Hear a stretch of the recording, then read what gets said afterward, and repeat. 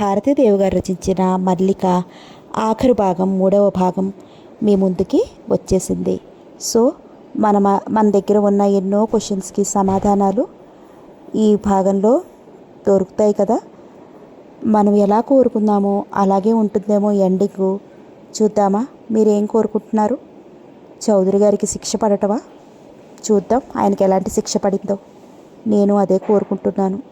కథలోకి వెళ్ళిపోదాం. నీ వ్యక్తిత్వాన్ని గౌరవిస్తాను, నిన్ను ప్రేమిస్తున్నానని మాత్రం చెప్పలేను. నీ నుంచి పొందాలనుకుంటుంది గౌరవ అభిమానాలు కాదు. అంతకు మించి నేనేమి పగలను బావా. నా మనసులో నీ పట్ల ప్రేమ చెక్కు చెదరకుండా ఉంది. నువ్వు మల్లికను పెళ్లి చేసుకున్నా నేను పెళ్లి చేసుకోకుండా మనసులో నిన్నే భర్తగా ఊహించుకుంటూ నీ దానిగానే జీవితం గడిపేదాన్ని. మల్లిక పోయిన తర్వాత నాలో అణగారిపోయిన ఆశలు మళ్ళీ చిగురు తొడుక్కున్నాయి. నన్ను ప్రేమించలేని నీ నుంచి మనసు మరల్చుకోవాలని ఎంతో ప్రయత్నించాను. నాకు సాధ్యం కావటం లేదు. మల్లికని తప్ప నేను ఇంకెవరిని ప్రేమించలేని నవ్య దుఃఖంతో గొంతు పూడుకుపోగా మాట్లాడలేకపోయాడు ప్రతాప్. నిన్ను గురించి నువ్వు ఆలోచించుకుంటున్నావు తప్ప నన్ను గురించి ఆలోచించడం లేదు. నీ ప్రేమ పొందలేకపోయినప్పుడు నా జీవితానికే అర్థం ఉండదు.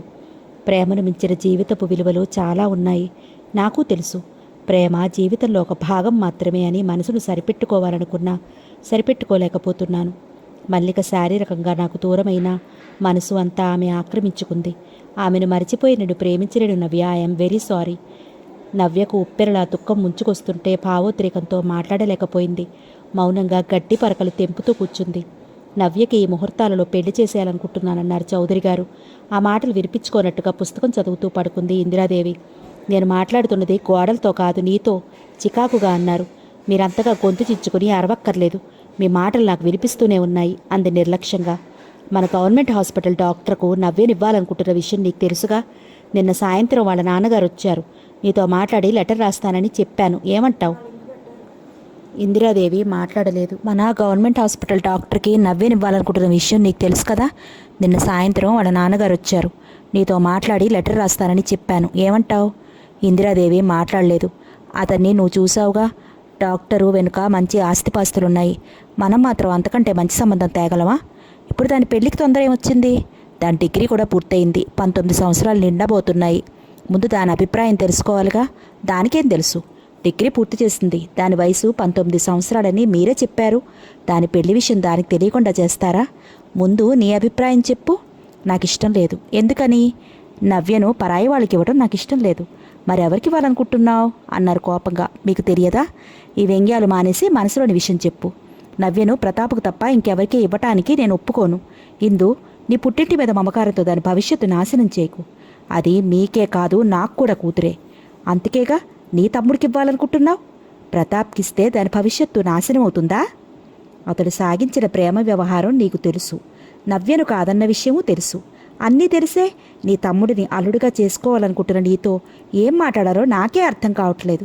మీలాంటి వ్యభిచారితో నేను కాపురం చేయడం లేదా? ఇందు, ఎందుకు అలా అరుస్తారు?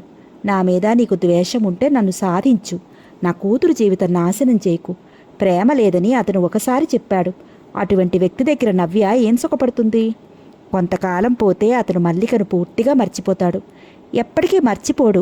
ఆడపిల్ల తను ప్రేమించే మగవాడి దగ్గర కంటే తనను ప్రేమించే మగవాడి దగ్గరే ఎక్కువ సుఖపడుతుంది. ఏ విధంగా చూసినా ప్రతాప్ నవ్యను సుఖపెట్టలేడు. ఈ వాదనంతా ఎందుకు? నవ్య అభిప్రాయం తెలుసుకోకుండా? అది ప్రతాప్ను ఎంతగా ప్రేమిస్తుందో నాకు తెలుసు. అది ఇష్టపడితే ప్రతాప్ను కాకపోయినా ఏ అనామకుడి చేసుకున్నా నాకు ఇష్టమే అంది ఇందిరాదేవి కోపంగా. ఆమె కోపం వస్తే చౌదరి గారు నోరు మెదపలేరు. భార్య అంటే ప్రేమతో పాటు గౌరవం, భయం కూడా ఉన్నాయి. మళ్ళీ ఆమె ముందు ఆ విషయం ఎత్తలేకపోయారు. ఇందిరాదేవి ప్రతాప్తో మాట్లాడాలని పుట్టింటికొచ్చింది. ఆమె వెళ్ళినప్పుడు ప్రతాప్ ఇంట్లో లేడు. అతనెంత మారిపోయింది, ఇంట్లో ఎలా ఉంటుంది అన్నీ కూతురుతో చెప్పుకుని హృదయభారం తగ్గించుకున్నారు ఆ భార్యాభర్తలు. ఇందిరాదేవి వచ్చిన విషయం రామయ్యకు వెళ్ళి ప్రతాప్కు చెప్పాడు. ప్రతాప్ ఇంటికి బయలుదేరాడు. అతనికి అక్కంటే అమితమైన అనురాగం. ఆమెకి తమ్ముడంటే అంతే. ప్రక్క వీధిలోనే ఉంటున్న ఇందిరాదేవి సంవత్సరానికి ఒక్కసారి కూడా పుట్టింటికి రాదు. ఆమె అడుగుపెట్టిన రోజు పండుగ రోజులా ఉంటుంది ఆమె అమ్మ నాన్నకు. ప్రతాప్ రావటం చూసి పనున్నట్టుగా హరిప్రసాద్ గారు వీధిలో ఆయన భార్య వంటగది వైపు వెళ్లారు. ప్రతాప్ వాళ్ళ అక్కగారి ఎదురుగా ఉన్న కుర్చీలో కూర్చుంటూ ఎంతసేపు అయింది అక్క వచ్చి అన్నాడు ప్రేమగా, ఆప్యాయంగా. ఇందిరాదేవికి తమ్ముని చూడగానే కళ్ళల్లో నీళ్లు తిరిగాయి. అందంగా, హుందాగా, రాజసం ఉట్టిపడేలా ఉండే ప్రతాప్లో ఇప్పుడు అలాంటి లక్షణాలు ఏవీ లేవు. నైరాస్యం, నిర్లిప్తత అతని ముఖంలో చోటు చేసుకున్నాయి. బాగా చిక్కిపోయి చాలా రోజుల నుంచి జ్వరంతో బాధపడి కోలుకుంటున్న మనిషిలా ఉన్నాడు. మనసులోని బాధ శరీరం మీద ఎలాంటి ప్రభావం చూపిస్తుందో అతడు చూస్తే అర్థమవుతోంది. గంట అయింది. రావాలనిపించిందా? నిన్ను చూడాలనిపించి వచ్చాను. దుఃఖాన్ని పెదవుల మధ్య బిగపడుతూ అంది. ప్రతాప్ అక్కగారి కళ్ళల్లోకి ఏదో వెతుకుతున్నట్టు చూశాడు. ఆ చూపులను ఎదుర్కోలేక చూపులు మరల్చుకుంది ఇందిరాదేవి. నీతో ఒక ముఖ్యమైన విషయం మాట్లాడాలి. నువ్వు మాట్లాడబోయే విషయం నాకు తెలుసు. నేను చెప్పే సమాధానం నీకు తెలుసు. మన మధ్య ఆ విషయాన్ని తీసుకురాకపోవడమే మంచిది.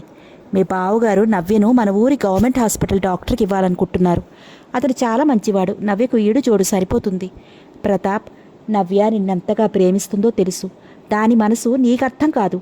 తల్లిగా, సాటి ఆడదానిగా నేను అర్థం చేసుకోగలను. నిన్ను ప్రేమించిన నవ్య నిన్ను మర్చిపోయి పెళ్లి చేసుకున్న అతన్ని ప్రేమించగలదా? ఆలోచించు. మనసు నీ మీద, పెళ్ళి ఇంకొకరితో. అడకత్తెరలో పోక చుక్కలా దాని బ్రతికెలా నలిగిపోతుందో ఆలోచించుకుంటేనే నా గుండెలు బ్రద్దలైపోతున్నాయి. మీ బావగారు ఎటువంటి మనిషో నీకు తెలుసు. ఇష్టం లేని పెళ్లి చెయ్యబోతే నవ్య ఏం అఘాయిత్యం చేసుకుంటుందో. ప్రతాప్, నువ్వు ప్రేమించిన అమ్మాయి ఉన్నట్లయితే ఆ అమ్మాయిని మోసం చేసి నా కూతుర్ని పెళ్లి చేసుకోమని అడిగేదాన్ని కాదు. ఆ అమ్మాయి లేదు. పోయిన ఆమె కోసం బాధపడుతూ మరో ఆడదాని జీవితం చీకటి చేయకు. కాలిపోతున్న కొవ్వొత్తి 10 మందికి వెలుగునిస్తున్నా దాని కింద చీకటే ఉంటుంది. నవ్య భవిష్యత్తు నరకం కాకుండా చేయటానికి నువ్వు దాన్ని పెళ్లి చేసుకోలేవా ప్రతాప్? ప్రతాప్ కళ్ళలో 2 ముత్యాల్లాంటి కన్నీటి చుక్కలు నిలిచాయి. నవ్య నీకు తప్ప ఇంకెవ్వరికీ మనసివ్వలేదు. దాని మెడలో 3 ముళ్ళు వేసి దాన్ని కాపాడు. ప్రతాప్ కళ్ళలో 2 ముత్యాల్లాంటి కన్నీటి చుక్కలు నిలిచాయి. నవ్య నీకు తప్ప ఇంకెవ్వరికీ మనసివ్వలేదు. దాని మెడలో 3 ముళ్ళు వేసి దాన్ని కాపాడు. ఆ తర్వాత నీ మనసుకు ఏది న్యాయమనిపిస్తే అది చెయ్యి. నీ మనసును శాసించే అధికారం మరెవరికీ లేదు. ప్రతాప్ వింటూ సెల్లా కూర్చున్నాడు. అక్క, నా ప్రాణంలో ప్రాణమైన ప్రియురాల్ని శీలాన్ని దోచుకుని ఆమెను శాశ్వతంగా నాకు దూరం చేసిన దుర్మార్గుడి కూతుర్ని నన్ను పెళ్లి చేసుకోమంటావా? ఆ దుర్మార్గుడి ముఖం చూస్తేనే నాలో ప్రతీకార జ్వాలలు చెలరేగి అతన్ని దగ్ధం చేయాలనుకునే వ్యక్తి చేత కాళ్ళు కడిగి కన్యాదానం చేయించుకుని నా నోటితో మావయ్య అని పిలవమంటావా? చెప్పక్క, ఏమిట్రా నువ్వనేది? మల్లిక చావుకి మీ బావగారు కారణమా? నువ్వు పొరపాటు పడుతున్నావు ప్రతాప్. మీ బావ దుర్మార్గుడే కావచ్చు. మల్లిక మా కూతురు లాంటిది. మల్లిక మీద అత్యాచారం జరిగిందంటే నేను నమ్మలేకపోతున్నాను అంది ఏడుస్తూ. అక్క, నీ నుదుట కుంకుమ చెరగకూడదని ఈ అగ్నిని నా గుండెల్లో దాచుకున్నాను. నిజం తెలియకుండా నేను నింద మోపటం లేదు. మల్లిక పెట్టెలో నా కోసం దాచిన ఉత్తరంలో ఆ విషయాన్ని మల్లిక స్వయంగా అతను నీకు భర్త కానట్టయితే ఆ విషయం తెలియగానే వాడిని చంపి నా మల్లిక ఆత్మకి శాంతి కలిగించి ఉండేవాడిని. బాంధవ్య బంధితుడైన నేను ఏమీ చెయ్యలేక మౌనం వహించాను. ప్రతాప్ పళ్ల మధ్య పైపెదిమ నలిగి రక్తం చిమ్ముతోంది. ఇందిరాదేవికి ఏం మాట్లాడాలో తోచలేదు. నువ్వేం చేయమంటే అదే చేస్తాను. చెప్పక్క. నేను చెప్పగలను ప్రతాప్. మల్లిక తల్లి చనిపోతే నా చేతులతో పెంచాను. నవ్యతో సమానంగా చూశాను. నా ప్రేమే మల్లిక చావుకు కారణమవుతుందని ఊహించలేకపోయాను. దీన్ని క్షమించమని అడిగే అర్హత కూడా మాకు లేదు అంది ఏడుస్తూ ఇందిరాదేవి. ఈ విషయం నీతో చెప్పకూడదనుకున్నాను.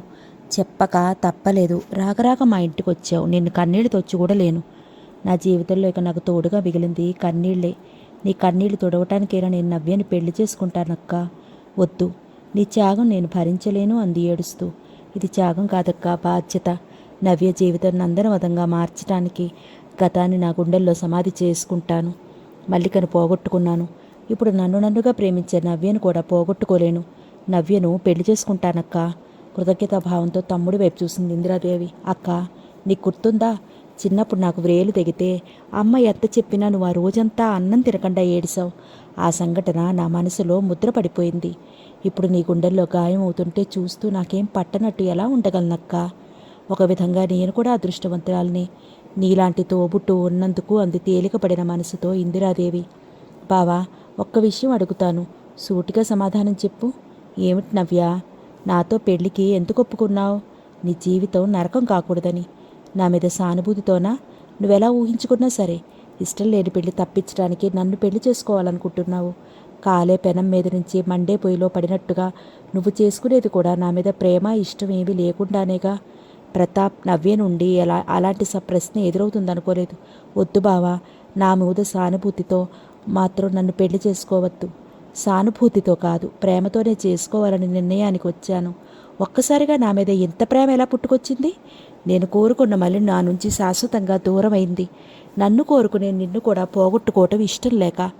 నువ్వు నన్ను పెళ్లి చేసుకున్నా మల్లికను మర్చిపోలేవు, నన్ను ప్రేమించలేవు. అసూయతో నేను ఇష్టం లేక నువ్వు ఒకరినొకరు బాధ పెట్టుకోవడం తప్ప మనం భార్యాభర్తలమైతే సుఖపడేది లేదు. అమాయకంగా ఉండే నవ్యలో జీవితం పట్ల ఇంత లోతైన ఆలోచనలు, నిశితమైన పరిశీలన ఉందా అనుకున్నాడు.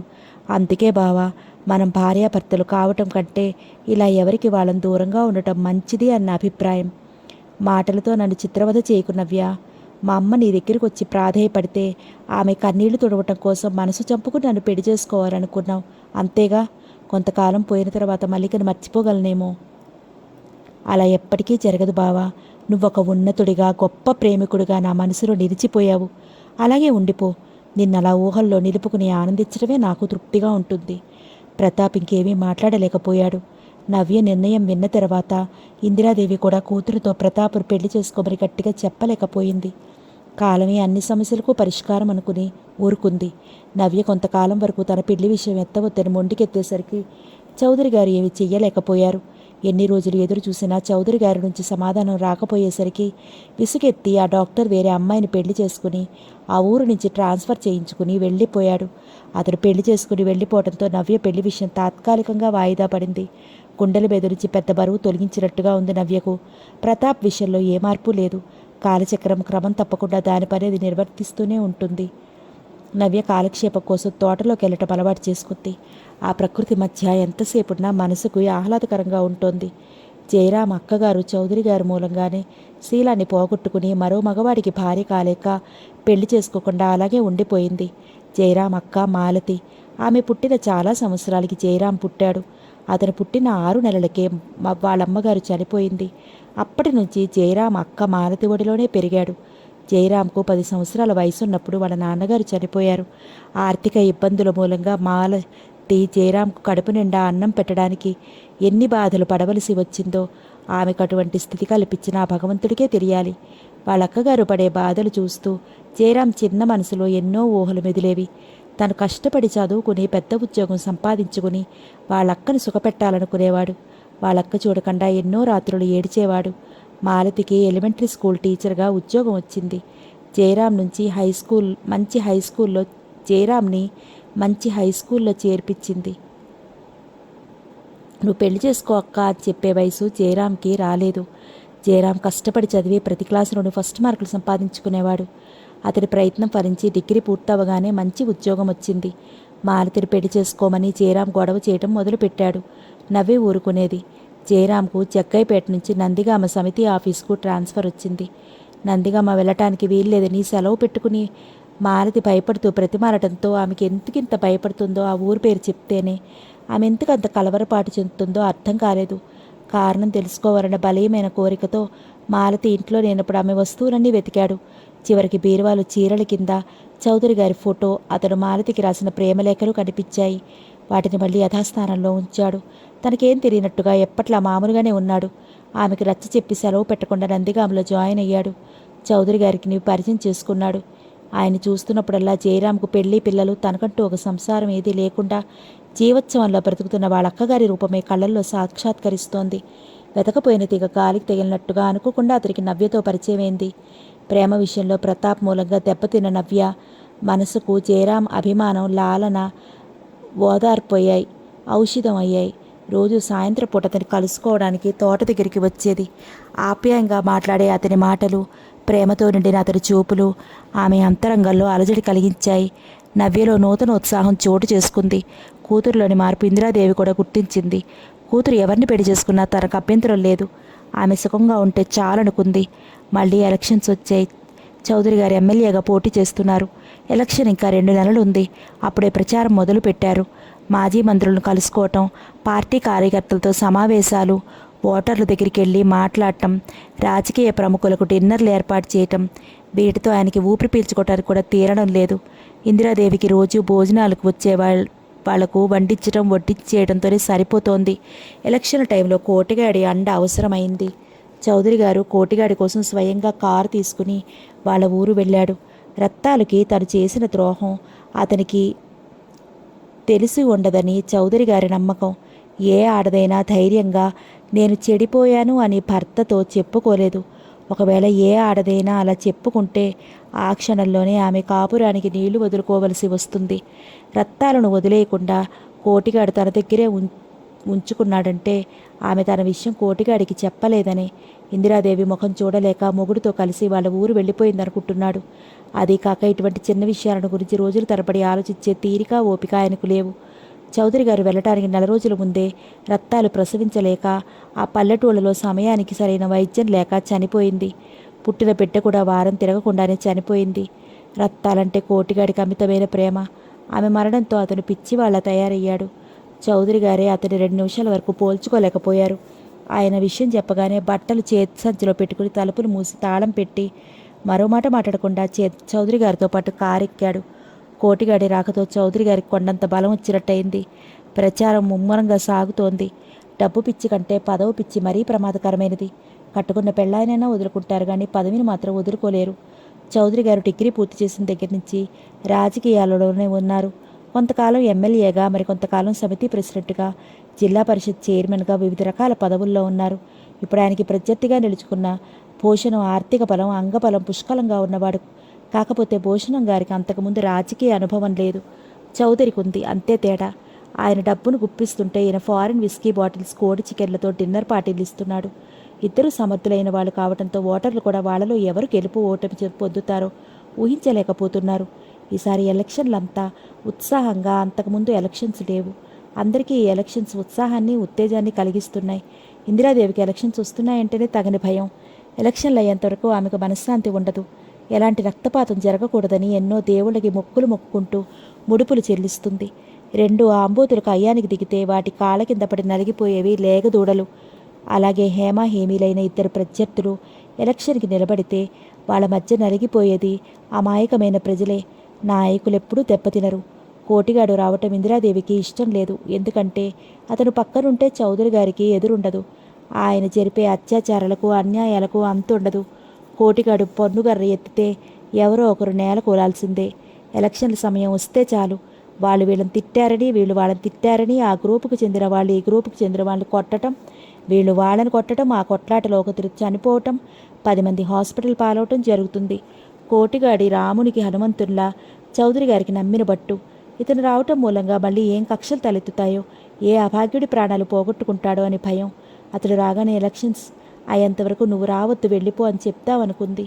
రత్తాలు పోయి పుట్టెడు దుఃఖంతో మళ్ళీ ఇక్కడికి చేరుకున్న అతడితో వెళ్ళిపో అని చెప్పలేకపోయింది. కోటిగాడు అంతకుముందులా భోజనంతో పడక కూడా వీళ్ళింట్లోనే చేస్తున్నాడు. ఒక విధంగా చెప్పాలంటే కోటిగాడు చౌదరి గారికి అంగరక్షకుడు కూడా.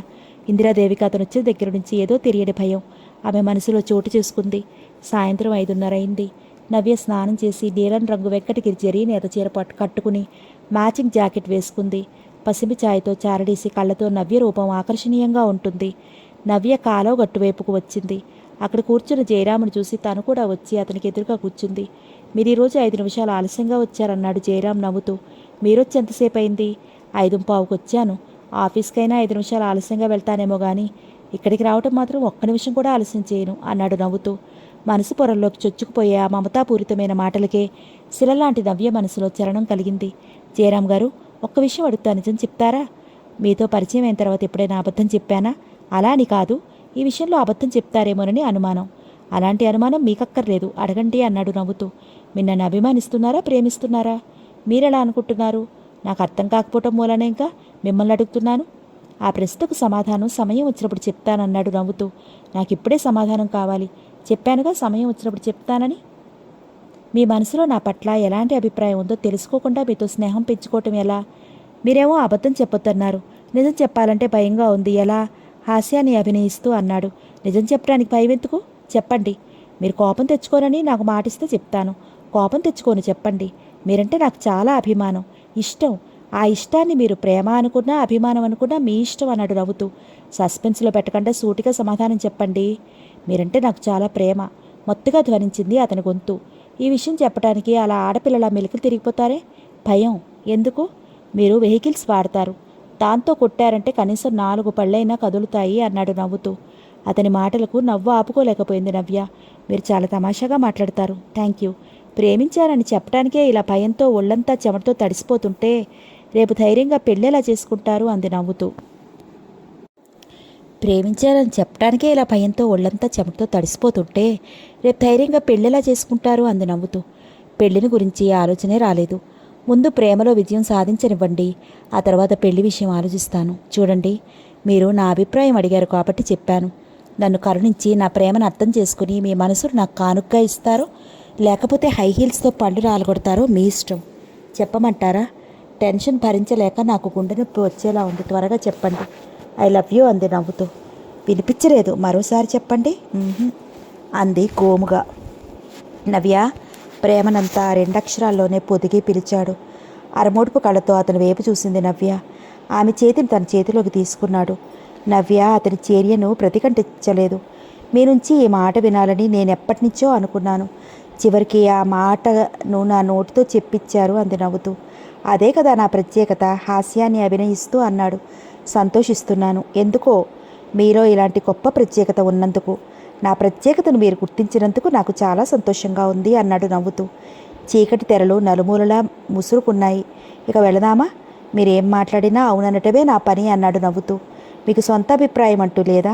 మనసు లేదు, అభిప్రాయాలు లేవు. ఉన్నవన్నీ మొదటి క్షణంలోనే మిమ్మల్ని చూసిన రోజే ఇచ్చేశాను మీకు. మీరెంత తమాషాగా మాట్లాడతారో ఎంతసేపు విన్నా ఇంకా ఇంకా వినాలి అనిపిస్తుంది. నేను చాలా అదృష్టవంతుణ్ణి. నేను కూడా అంది నవ్వుతూ. ఇద్దరు కబురు చెప్పుకుంటూ ఊరివైపు నడిచారు. ఒక మాజీ మంత్రి చౌదరి గారితో బియ్యం అందుకోవాలనుకుంటున్నారు. అందుకు కారణం చౌదరి గారు రాజకీయంగా చాలా పలుకుబడి కలిగిన వ్యక్తి. ఎలక్షన్లో ఊపు చూస్తుంటే ఆయన ఎమ్మెల్యే అయ్యేలాగే ఉన్నారు. నవ్య ఆయనకు ఒక్కగానొక్క కూతురు. ఆ మాజీ మంత్రికి కూడా ఒక్కడే కొడుకు. నవ్యను చేసుకుంటే ఆస్తికి ఆస్తి కట్నంగా వస్తుంది. నవ్య చదువుకున్నది, అందమైనది. రాజకీయంగా కూడా ఆయనతో బియ్యం అందుకుంటే తన పరపతి పెరుగుతుంది. ఈ విషయాలన్నీ ఆలోచించే ఆ మాజీ మంత్రి నవ్యను కోడలుగా చేసుకుంటారని చౌదరి గారిని అడిగారు. ఆయన ఆ మాట అడగటంతో చౌదరి గారికి రొట్టె పెరిగి నేతలో పడినట్టుగా అయింది. మాజీ మంత్రి గారు ఆ విధంగా ఆలోచిస్తే చౌదరి గారి ఆలోచనలు మరో విధంగా ఉన్నాయి. మాజీ మంత్రి గారి ఊరు చాలా పెద్దది. ఆ ఏరియాలో ఆయనకి మంచి పలుకుబడి ఉంది. ఆయన కొడుకును అల్లుడుగా చేసుకుంటే ఆయన పలుకుబడిని ఉపయోగించుకుని చాలా ఓట్లు సంపాదించుకోవచ్చు. అందుకనే నవ్యను ఆయన కొడుక్కి ఇవ్వాలనుకుంటున్నారు. చాలా రోజుల తర్వాత తీరిగ్గా పూల చెట్టు మీద మధ్య కూర్చుని కబులు చెప్పుకుంటున్నారు నవ్య, ఇందిరాదేవి. చౌదరి గారు కూడా వచ్చి వాళ్ళ దగ్గర కూర్చున్నారు. ఇందు, మాజీ మంత్రి రాజశేఖరం గారిని గురించి నీకు చెప్పాను గుర్తుందా అన్నారు ఆయన ఎలాంటి ఉపోద్ఘాతం లేకుండానే. ఆయన సంగతి ఇప్పుడెందుకు అన్నట్లుగా ముఖం చిట్లించుకుని చిరాకుగా భర్త వైపు చూసింది ఇందిరాదేవి.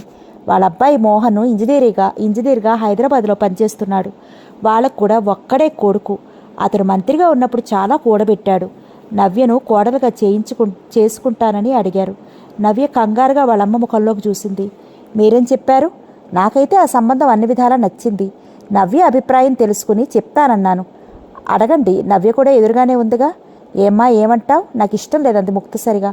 అలా ఆ మాట అనటం నీకు అలవాటైపోయింది. ఎందుకు ఇష్టం లేదు? లక్షాధికారి, ఇంజనీరు, అందంగా ఉంటాడు. నువ్వు కాదంటానికి కారణం ఏమిటో చెప్పు. నాకు అప్పుడే పెళ్లి చేసుకోవాలంటేదు. నవ్య కళ్ళల్లో జయరాం మెదిలాడు. అతని ప్రేమపూర్వితమైన మాటలు, అనురాగం కళ్ళ ముందు మెదిలాయి. నాన్నగారి మూలంగా ఎప్పుడూ సుఖపడని అమ్మ నన్ను చూసుకునే బ్రతుకుతుంది. నా నిర్ణయం అమ్మకి బాధ కలిగించదు కదా నవ్య. వాళ్ళు రేపు నేను పెళ్లి చూపులు చూడటానికి వస్తున్నారు. మంత్రి గారితో వ్యవహారం. ఇటువంటి పిచ్చి మాటలు మానేసి పెళ్లికి ఒప్పుకో. చర్రున చూసింది ఇందిరాదేవి భర్త వైపు. నాన్నగారు, నా పెళ్లి చూపులు నాకు తెలియకుండా ఏర్పాటు చేయమని ఎవరు చెప్పారు? పెళ్లి వ్యక్తిగత జీవితానికి సంబంధించినది. ఇందులో ఎవరి ప్రమేయమూ అక్కర్లేదు. నాకు కాబోయే భర్తను నేను నిర్ణయించుకోగలను. పెళ్లి నీకు మాత్రమే సంబంధించిన విషయం కాదు, మాకు మన కుటుంబ గౌరవానికి కూడా సంబంధించిన విషయం అన్నారు చౌదరి గారు కటువుగా. ఆయన అంతకుముందన్నడు కూతురితో కోపంగా కానీ కటువుగా కానీ మాట్లాడలేదు. భార్య నిర్లక్ష్యం, కూతురి మంకుతనం ఆయనకు విసుగును కలిగిస్తున్నాయి. మాజీ మంత్రి గారితో బియ్యం అందాలనుకుంటున్నది మన కుటుంబ గౌరవం కోసమా, రాజకీయంగా మీ పరపతి పెంచుకోవటం కోసమా అంది. కూతురు నుంచి అలాంటి ప్రశ్న ఎదురవుతుందని ఆయన ఊహించలేదు. అన్ని విధాలా మనకు తగిన సంబంధం. మీరు ఆ రాజకీయ చదరంగపు ఎత్తుల్లో నన్ను పావుగా ఉపయోగించుకోవాలనుకుంటున్నారు. ఇంత చిన్న విషయాన్ని అర్థం చేసుకోలేనంత అమాయకురాల్ని కాదు నాన్నగారు నేను. మీరిద్దరూ బియ్యం అందాలనుకునేది ఒకరి ద్వారా మరొకరు రాజకీయ లాభం పొందటానికి. నవ్య, ఏమిటి కొత్తగా మాట్లాడుతున్నావు? నాకు నీకంటే రాజకీయాలు ముఖ్యం కాదు. నమ్మమంటారా నాన్నగారు? ఎందుకమ్మా నువ్వు కూడా నన్ను ఇలా బాధ పెడతావు? నువ్వు నా ప్రాణానివి. అలా అయితే నాకు ఇష్టం లేని పెళ్లి చేయటం ఎందుకు? కొంతకాలం నా ఇష్ట ప్రకారం నన్ను స్వేచ్ఛగా ఉండనివ్వండి. ఆడపిల్లకు ఏ వయసులో జరగాల్సిన ముచ్చట ఆ వయసులోనే జరగాలి. మల్లెపూలతో సమానం ఆడపిల్ల. మల్లెపూల అందం వికసించినప్పుడే. తెల్లవారితే ఆ మొగ్గలకి ఆ సువాసన ఉండదు, ఆ సౌకుమార్యము ఉండదు. ఆడపిల్ల కూడా అంతే. ప్లీజ్ నాన్నగారు, కొంతకాలం వరకు పెళ్లి విషయం ఎత్తద్దు అంటూ ఆ సంభాషణ ఇష్టం లేనట్టుగా అక్కడ నుంచి లేచి లోపలికి వెళ్ళింది నవ్య. గంభీరంగా ఉన్న భార్య ముఖం చూసి ఇంకేం మాట్లాడలేక తను కూడా లేచి బయటికెళ్లారు చౌదరి గారు. నవ్య ప్రతిక్షణం ఊహల్లోనే తేలిపోతోంది. కళ్ళు మూసినా తెరిచినా జయరాం రూపం కనిపించి అతని స్వర్ణానుభూతికి పొందుతున్నట్టుగా ఉంది. అంతరంగాన్ని మదిస్తున్న జయరాం మధురోహలు, మగసిరి చూపుల హుందాతనం సప్తవర్ణ చిత్రాలుగా కనిపిస్తున్నాయి ఆమె మనోఫలకం మీద. ఆమె హృదయ మందిరంలో అతని రూపం నిలిచిపోయి అనుక్షణం ఆమె ఆరాధనను అందుకుంటోంది. రోజు బాల్కనీలో ఈజీ చైర్లో కూర్చుని నల్లటి దుప్పటి మీద పరిచిన బంగారు పూల్లా మెరిసే నక్షత్రాలని, తారకలతో సయ్యాటలాడే నెలరాజును చూడటం నవ్యకు అలవాటు. ఎప్పుడూ కనిపించే ఆహ్లాదాన్ని కలిగించే ఆనందాలు జయరాం ప్రేమ వెలుగులో తడుస్తున్నప్పటి నుంచి మరింత అందంగా కనిపించడమే కాకుండా ఆ అందాల మధ్య జయరాం ముఖం కూడా కనిపిస్తుంది. అతని ప్రేమ ఆమె గుండెల్లో భాష్యం చెప్పలేని భావంగా వీడని మధుర స్మృతిగా నిలిచిపోయింది. ఆకాశంలో చంద్రుడు వెలుగుల్ని విరజింపుతుంటే నవ్య హృదయారామంలో జయరాం అనుభూతుల్ని విరజింపుతున్నాడు. ఆమె హృదయంలో విరబూసిన ప్రేమ పుష్పాల ఊహల్లోనే అతని పాదాలను చేరుకుంటున్నాయి. జయరాం సాన్నిహిత్యాన్ని కోరుకోలేని మనసును నిగ్రహించుకోలేక అతన్ని కలుసుకోవటానికి బయలుదేరింది నవ్య. సంధ్యా సమయంలో చల్లని మలయమారుతాలు మెల్లగా వీస్తున్నాయి. నవ్యను చూడగానే జయరాం కళ్ళు మెరిశాయి. స్వాగతం, సుస్వాగతం అన్నాడు నవ్వుతూ. అతనికి దగ్గరగా కూర్చుంది నవ్య. ఆ మధుర క్షణం దాటిపోతే మళ్ళీ అలా కలుసుకునే అవకాశం దొరకదేమో అన్నట్లుగా ఆర్తిగా చూసుకున్నారు ఒకరినొకరు. మొదటిసారిగా మా నాన్నగారిని ఎదిరించి ధైర్యంగా మాట్లాడాను. మీరా అన్నాడు ఆశ్చర్యంగా నవ్వుతూ. ఏమిటలా ఆశ్చర్యపోతారు? నేను అబద్ధం చెప్తున్నాను అనుకుంటున్నారా? నిజం. మా నాన్నగారు నాకు సంబంధం తెచ్చారు అంటూ వాళ్ళ నాన్నకు తనకు జరిగిన సంభాషణ అంతా చెప్పింది నవ్య. మీ ధైర్యాన్ని మెచ్చుకుంటున్నాను. అది సరే, మీరు గారు గీరు అనకుండా పేరు పెట్టి నవ్య అని పిలిస్తే సంతోషిస్తానంది నవ్య. ఆ ధైర్యంతోనే మన ప్రేమ విషయం కూడా చెప్పలేకపోయావా? ఉన్న ధైర్యం అంతవరకే పనిచేసింది అంది నవ్వుతూ. నా ధైర్యాన్ని అప్పుగా ఇస్తాను, తీసుకుంటావా? హాస్యంగా నవ్వుతూ అన్నాడు. మా వాళ్ళు మన పెళ్ళికి ఒప్పుకుంటారా? నాకు మా అక్క మీ వాళ్ళు మన పెళ్ళికి ఒప్పుకుంటారా? నాకు మా అక్క తప్ప ఎవరు లేరు. ఆమె నాకు దేవత. నా సంతోషం తప్ప ఆమె కోరుకునేదేం లేదు. మనం మనసులు ఇచ్చిపుచ్చుకున్నాం. ప్రేయసీ ప్రియులకైనా భార్యాభర్తలకైనా ముఖ్యంగా ఉండవలసింది ఇద్దరి మధ్య సరైన అవగాహన, నమ్మకం. రెండు మనసులు ఒకటిగా కలిసిపోవాలి. అప్పుడే వివాహ బంధానికి విలువ ఉంటుంది. మనం భార్యాభర్తలం కాబోయే ముందు మీతో ఒక విషయం చెప్పాలి అంది. అప్పటి వరకు సంతోషంగా వెలిగిపోయిన ఆమె ముఖంలో నీలి నీడలు ముసురుకున్నాయి. ఆమె ముఖంలో మారుతున్న రంగులను చూస్తూ కూర్చున్నాడు జయరాం. ఏమిటి నవ్య? ఆర్ద్రంగా అడిగాడు. మా బావ ప్రతాప్ అంటే నాకు చిన్నతనం నుంచి ఎంతో ఇష్టం. మా పెద్దవాళ్ళంతా చిన్నతనం నుంచి మా ఇద్దరికి పెళ్లి చేయాలన్న భావాన్ని వ్యక్తం చేయటం మూలంగా అంత ఇష్టం, ప్రేమ అనేది అతని మీద పెరిగాయేమో చెప్పలేను. మా బావ నేను ప్రేమించాను, కానీ మా బావ నన్ను ప్రేమించలేదు. మల్లిక అనే అమ్మాయిని ప్రేమించాడు. ఆ విషయం మా బావతోనే చెప్తూ మా బావ నాతో చెబుతూ నేను అభిమానించగలను, బంధుత్వ రీత్యా ప్రేమించగలను, ప్రియురాలిగా ఊహించలేను అని చెప్పాడు. ఆ క్షణంలోనే నా మనసు విరిగిపోయింది. ఇప్పుడు నా మనసులో బావ, మా బంధువు అన్న భావం తప్ప ఇంకెలాంటి భావం లేదు. ఈ విషయం ముందుగా మీకు చెప్పకపోతే మిమ్మల్ని మోసం చేసినట్లు అవుతుందేమోనని చెప్పాను అంది. ఆమె మీద అతనికి ఉన్న ప్రేమ ఆ క్షణంలో మరింత రెట్టింపైంది. అందం, ఆకర్షణ, సౌశీల్యంతో పాటు శీలం అంటే విలువ ఉన్న అమ్మాయిని భారీగా పొందటం మగవాడి అదృష్టం. అతను చెప్పబోయే విషయం మీదనే ఆమె జీవితం ఆధారపడి ఉన్నంత ఆతృతగా, అతడి నుంచి ఎటువంటి మాట వినవలసి వస్తుందో అన్నంత భయంగా అతని ముఖంలోకి చూసింది నవ్య. నవ్య, కల్మషం లేని నీ మనసు, నీ భావాలు నాకెంతో నచ్చాయి. ప్రేమించటం ప్రతి మనిషికి జన్మ హక్కు. ఆ హక్కుని కాదనే అధికారం ఎవ్వరికీ లేదు. నువ్వు ఇష్టపడిన మనిషిని పెళ్లి చేసుకోవాలనుకున్నావు, అందులో తప్పే ఉంది. ఆ విషయాన్ని కూడా అర్థం చేసుకోలేనంత మూర్ఖుడిని అనుకున్నావా? కళ్ళు విప్పార్చుకుని అతని వైపు చూసింది నవ్య. ఆమె కళ్ళల్లోకి అనురాగంగా చూస్తూ కూర్చున్నాడు జయరాం. కొన్ని సందర్భాలలో మాటల కంటే మౌనమే బాగుంటుంది. నవ్య మానస సరోవరంలో స్పందన కలిగింది. నవ్య చేతిని తన చేతిలోకి తీసుకున్నాడు. ఆమె అతని చర్యని ప్రతిఘటించలేకపోయింది. ఆమె కన్య హృదయంలో అతని స్పర్శతో కోటి మల్లెలు విరగబూశాయి. సృష్టి సమస్తాన్ని ఆమె కళ్ళల్లోనే చూస్తున్నట్లుగా జయరాం ఆర్తిగా ఆమెనే చూస్తున్నాడు. అతనే తన ప్రాణంగా, అతన్ని చూడకుండా ఒక్క క్షణం కూడా ఉండలేనట్టుగా అనురాగం, ఆప్యాయత, ప్రేమ, మమత అన్ని భావాలను చూపుల్లోనే కురిపించి అతన్ని చూస్తోంది నవ్య. చిరుగారికి ఆమె ముంగురులు నుదుటి మీద అలవోకగా కదులుతున్నాయి. ఆమె అందం మరింత ఇనుమడించింది. ఆమె చేతి మృదుత్వాన్ని చూస్తున్నాడు అతను. అతని హుందాతనాన్ని చూస్తోంది ఆమె. నీకు దూరంగా ఉండలేనేమో అనిపిస్తోంది. ఆమె చేతిని తన పెదవులకి ఆనించుకుని అన్నాడు. ఇప్పుడు దగ్గరగానే ఉన్నారుగా? ఆమె మాటల్లోని చిలిపితనం తొంగి చూస్తోంది. ఇలా కాదు అంటూ గబుక్కున వంగి ఆమె లేత పెదవుల మీద గాఢంగా ముద్దు పెట్టుకున్నాడు. ఒక్క నిమిషం ఆ ప్రేమ మైకం ఆమెను కమ్మివేసింది. ఆమె నుదుటి మీద, కనురెప్పల మీద, చెక్కిళ్ళ మీద అందిన చోటల్లా ముద్దులు పెట్టాడు జయరాం. ఇక చాలు. ఆ ముద్దు మురిపాల మధ్య ఉక్కిరి బిక్కిరవుతూ అంది గోముగా. అప్పుడేనా అంటూ ఆమె తలను గుండెలకు అదుముకున్నాడు. అతి ప్రయత్నం మీద అతని నుంచి జరిగి అతని కళ్ళల్లోకి చూసింది నవ్య. ఆ చూపు అతని గుండెల్లోకి దూసుకుపోయింది. ఆమె భుజం మీద వాలింది అతని కుడి చెయ్యి. ఇరువురి శరీరాల్లోనూ విద్యుత్ కంపనాలు ప్రవహిస్తున్నాయి. చల్లటి చిలుగాలు వీస్తున్నాయి. అతని రెండు చేతులు ఆమె వీపును చుట్టుకున్నాయి. ఆమె అతని గుండెల మీద ఉంది. పెదవులు దగ్గరగా, పెదవులు ఒకరి చూపుల్లో మరొకరి చూపులు, ఒకరి గుండెల చప్పుడు మరొకరికి వినిపిస్తున్నాయి. పెళ్లి కాకుండా తొందరపడటం మంచిది కాదు. అరిటాకు ముళ్ళు సామెతను గుర్తు చేస్తుంది. కన్నె మనసు ఆ అనుభూతికి దూరం కాలేనని మొరాయిస్తోంది. రేకులు విప్పిన యవ్వనం ప్రేమను కోరుతుంది. పరిపూర్ణమైన ప్రేమలో నుంచి పుట్టుకొచ్చే కోరిక కామం కాదు, ప్రేమే అవుతుంది. సముద్రం పొంగితే ఆపటం ఎవరి తరమూ కాదు. ప్రేమ పొంగు అంతే. పరాకాష్ఠను చేరే వరకు ఆ సృష్టి అంతా అబద్ధం, తామిద్దరే నిజం అనిపిస్తుంది. క్రమంగా చీకటి చిక్కబడుతోంది. పక్షులు తమ తమ నెలవులకు చేరుకున్నాయి.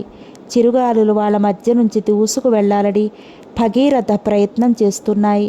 సాధ్యం కాక చిన్నబుచ్చుకుని వచ్చిన దారినే వెనక్కి వెళుతున్నాయి.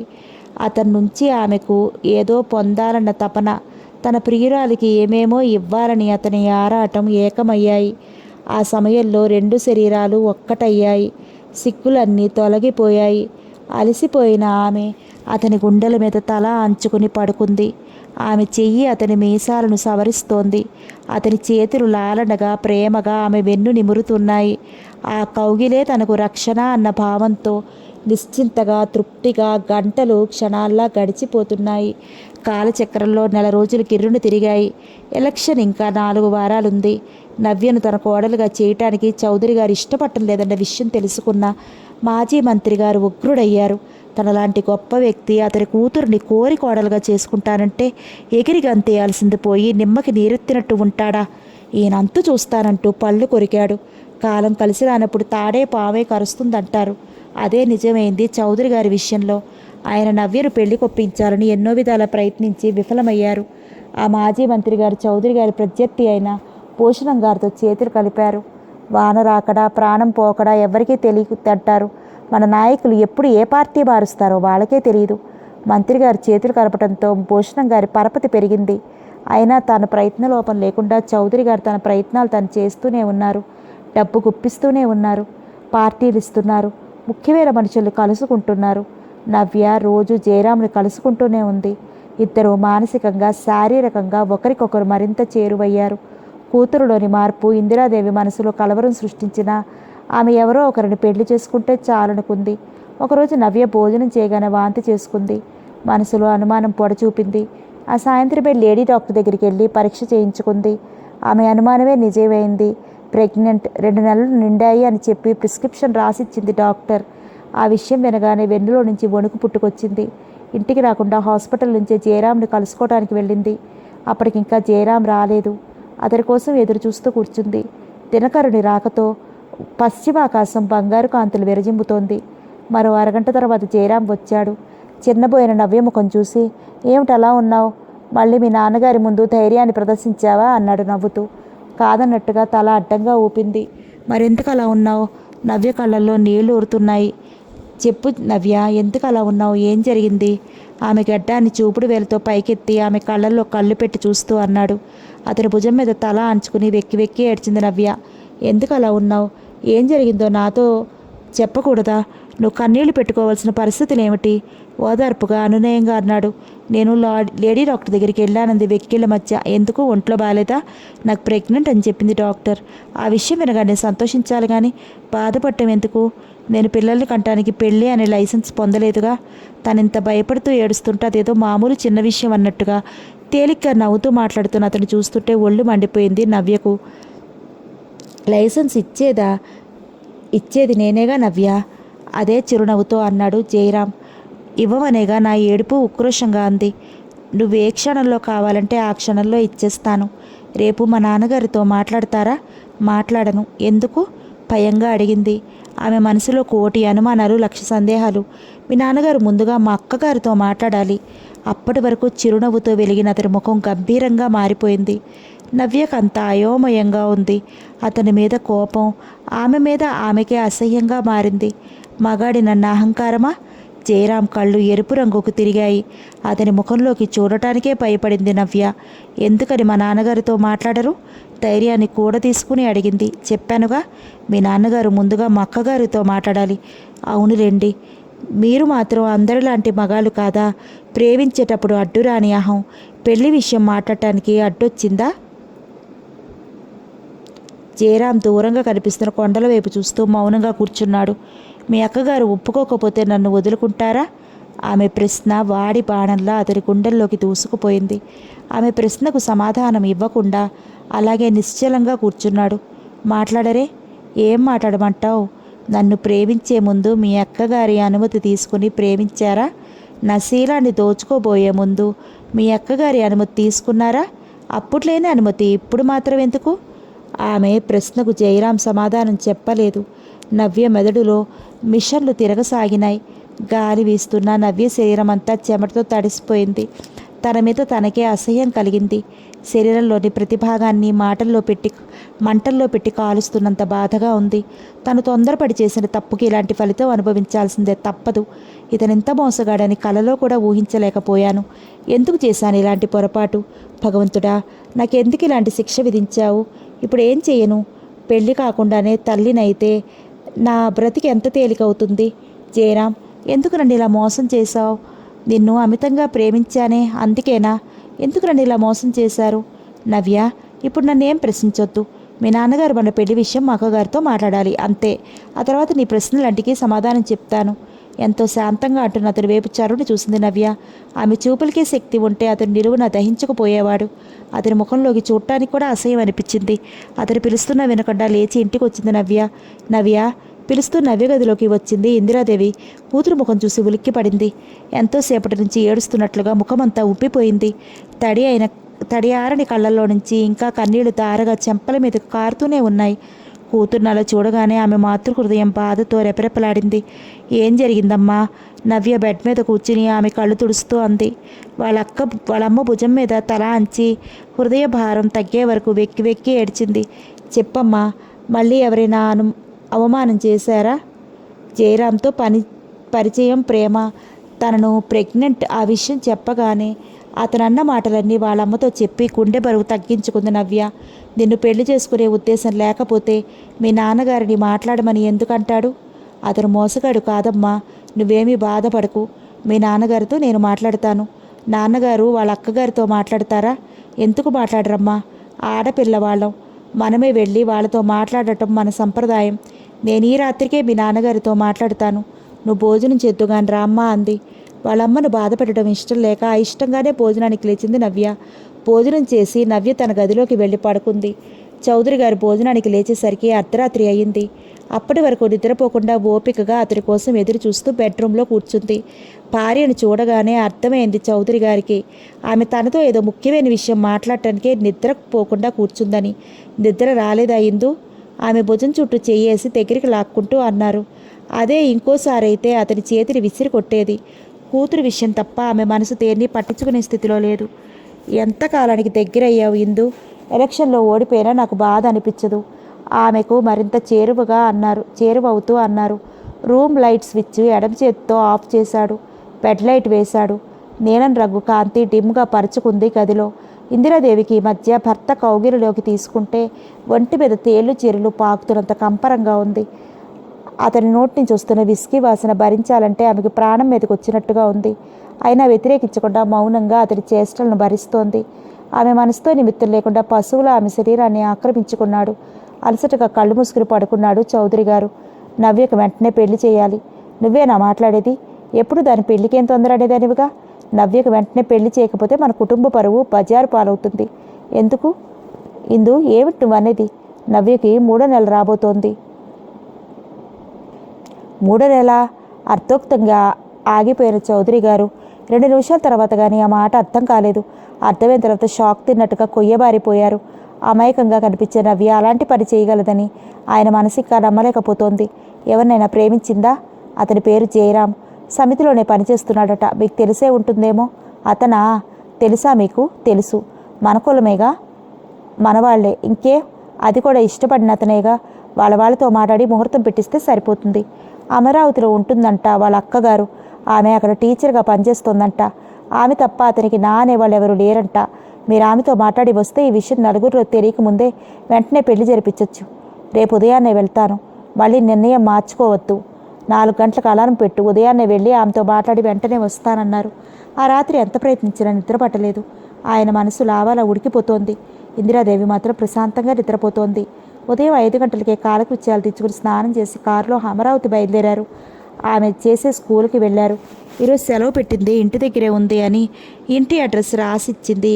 ఆమెతో పాటు పనిచేస్తున్న మరో టీచర్. సినిమా హాల్ పక్కనే ఇల్లు. తేలిగ్గానే తెలుసుకోగలిగారు చౌదరి గారు.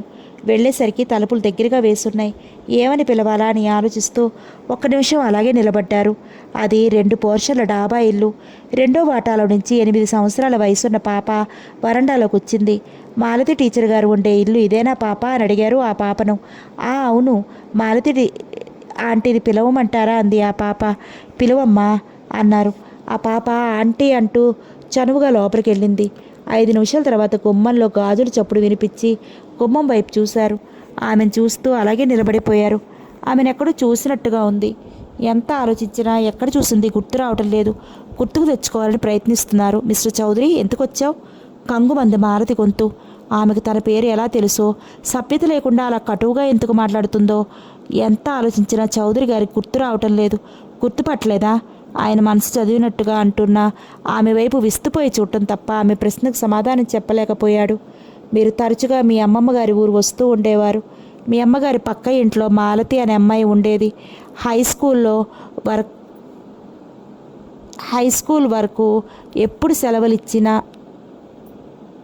హై స్కూల్లో చదివే వయసు నుంచి కాలేజీ చదువు పూర్తయ్యే వరకు ఎప్పుడు సెలవులు ఇచ్చినా మీ అమ్మమ్మ గారి ఇంటికి వచ్చేవారు. వచ్చినప్పటికీ మళ్ళీ వెళ్ళేంత వరకు మాలతిని వదలకుండా అంటిపెట్టుకు తిరిగేవారు. ఇప్పుడే నా గుర్తొచ్చిందా? ఆనాటి మాలతే ఇప్పుడు మీ ముందు నిల్చున్న మాలతి అంది. చౌదరి గారి మనసులో గతం సినిమా రీళ్లలా ఒక్కదాని తర్వాత ఒకటి గిర్రును తిరిగింది. ఎర్రగా చెంపకు చేరడేసి కళ్ళతో ముద్దబంతి పువ్వులా ఉండేది మాలతి. ఆమెతో గడపటం అంటే అప్పట్లో చౌదరికి ఎంతో ఇష్టం. హై స్కూల్లో చదివే వయసు నుంచి ఎప్పుడు సెలవులు వచ్చినా అమ్మమ్మగారి ఊరికి పరిగెత్తేవాడు చౌదరి. అమ్మమ్మ పెట్టే లడ్డూలు అరిసెలు తిని మాలతి దగ్గరికి వెళ్ళేవాడు. ఇద్దరు కలిసి చెరువుల గట్టుల మీదో దేవాలయ ప్రాంగణంలోనూ కూర్చుని కబుర్లు చెప్పుకునేవారు. చౌదరి సెలవులు పూర్తయి వెళ్ళబోయే ప్రతిసారి మాలతి ఏడిచేది. మళ్ళీ సెలవులు ఇవ్వగానే వెంటనే వచ్చేస్తానని చెప్పి ఆమెను ఓదార్చి వెళ్ళేవాడు. ఒకసారి అతను వచ్చేసరికి వాళ్ళ అమ్మగారు పోయింది. అప్పుడు ఆమెను ఎన్నో విధాలా ఓదార్చి ఆ బాధను మరిపించాడు. ఆ రోజు నుంచి ఇద్దరూ ఒకరికొకరు మరింత చేరువయ్యారు. చౌదరి హై స్కూల్ చదువు పూర్తి చేసి కాలేజీలో చేరాడు. డిగ్రీ 2వ సంవత్సరం చదివేటప్పుడు ఒకసారి సెలవులకు వచ్చాడు. ఇద్దరూ మాట్లాడుకుంటూ కూర్చున్నారు. మాలతి వాళ్ళ నాన్నగారు కుప్పనూర్పిళ్ళు కావటాన 6 గంటలకే భోజనం చేసి పొలం వెళ్ళారు. మాలతి తమ్ముడు కూడా వాళ్ళ నాన్నతో పాటు పొలం వెళ్ళాడు. ఇంట్లో మాలతి ఒక్కతే ఉంది. వయసు తెచ్చిన అందాలతో కొత్తగా సోయగాలను సంతరించుకుని ఆకర్షణీయంగా ఉంది మాలతి. లంగా ఓణీలు వేసుకోవటం మానేసి చీరలు కట్టుకుంది. అప్పటికే చౌదరి శారీరక రుచులకు అలవాటు పడ్డాడు.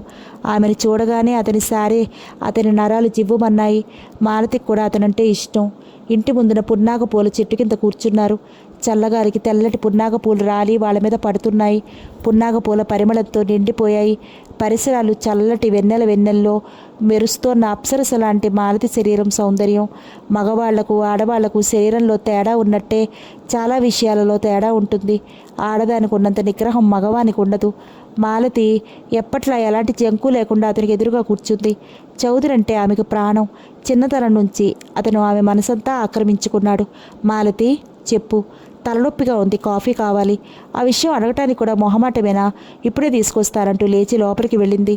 ఆమె వెనుకే లేచి చౌదరి తను కూడా ఆమెతో పాటు లోపలికి వచ్చి తలుపులు మూసి కడిగి పెట్టాడు. మాలతి భుజం మీద చేయి పడింది. మాలతి నవ్వుతూ భుజం మీద నుంచి అతని చేయిని తొలగించింది. ఏమిటి చౌదరి, పిచ్చి పని? ఈ రోజేమైంది నీకు? అంది నవ్వుతూ. నిన్ను చూస్తుంటే నాకు పిచ్చెక్కిపోతోంది. ఆమెను కౌగిలించుకుని ఆమె పెదవుల మీద గాఢంగా ముద్దు పెట్టుకున్నాడు. ఏమిటిది, వదులు. ఎవరైనా చూస్తే ఏమనుకుంటారు?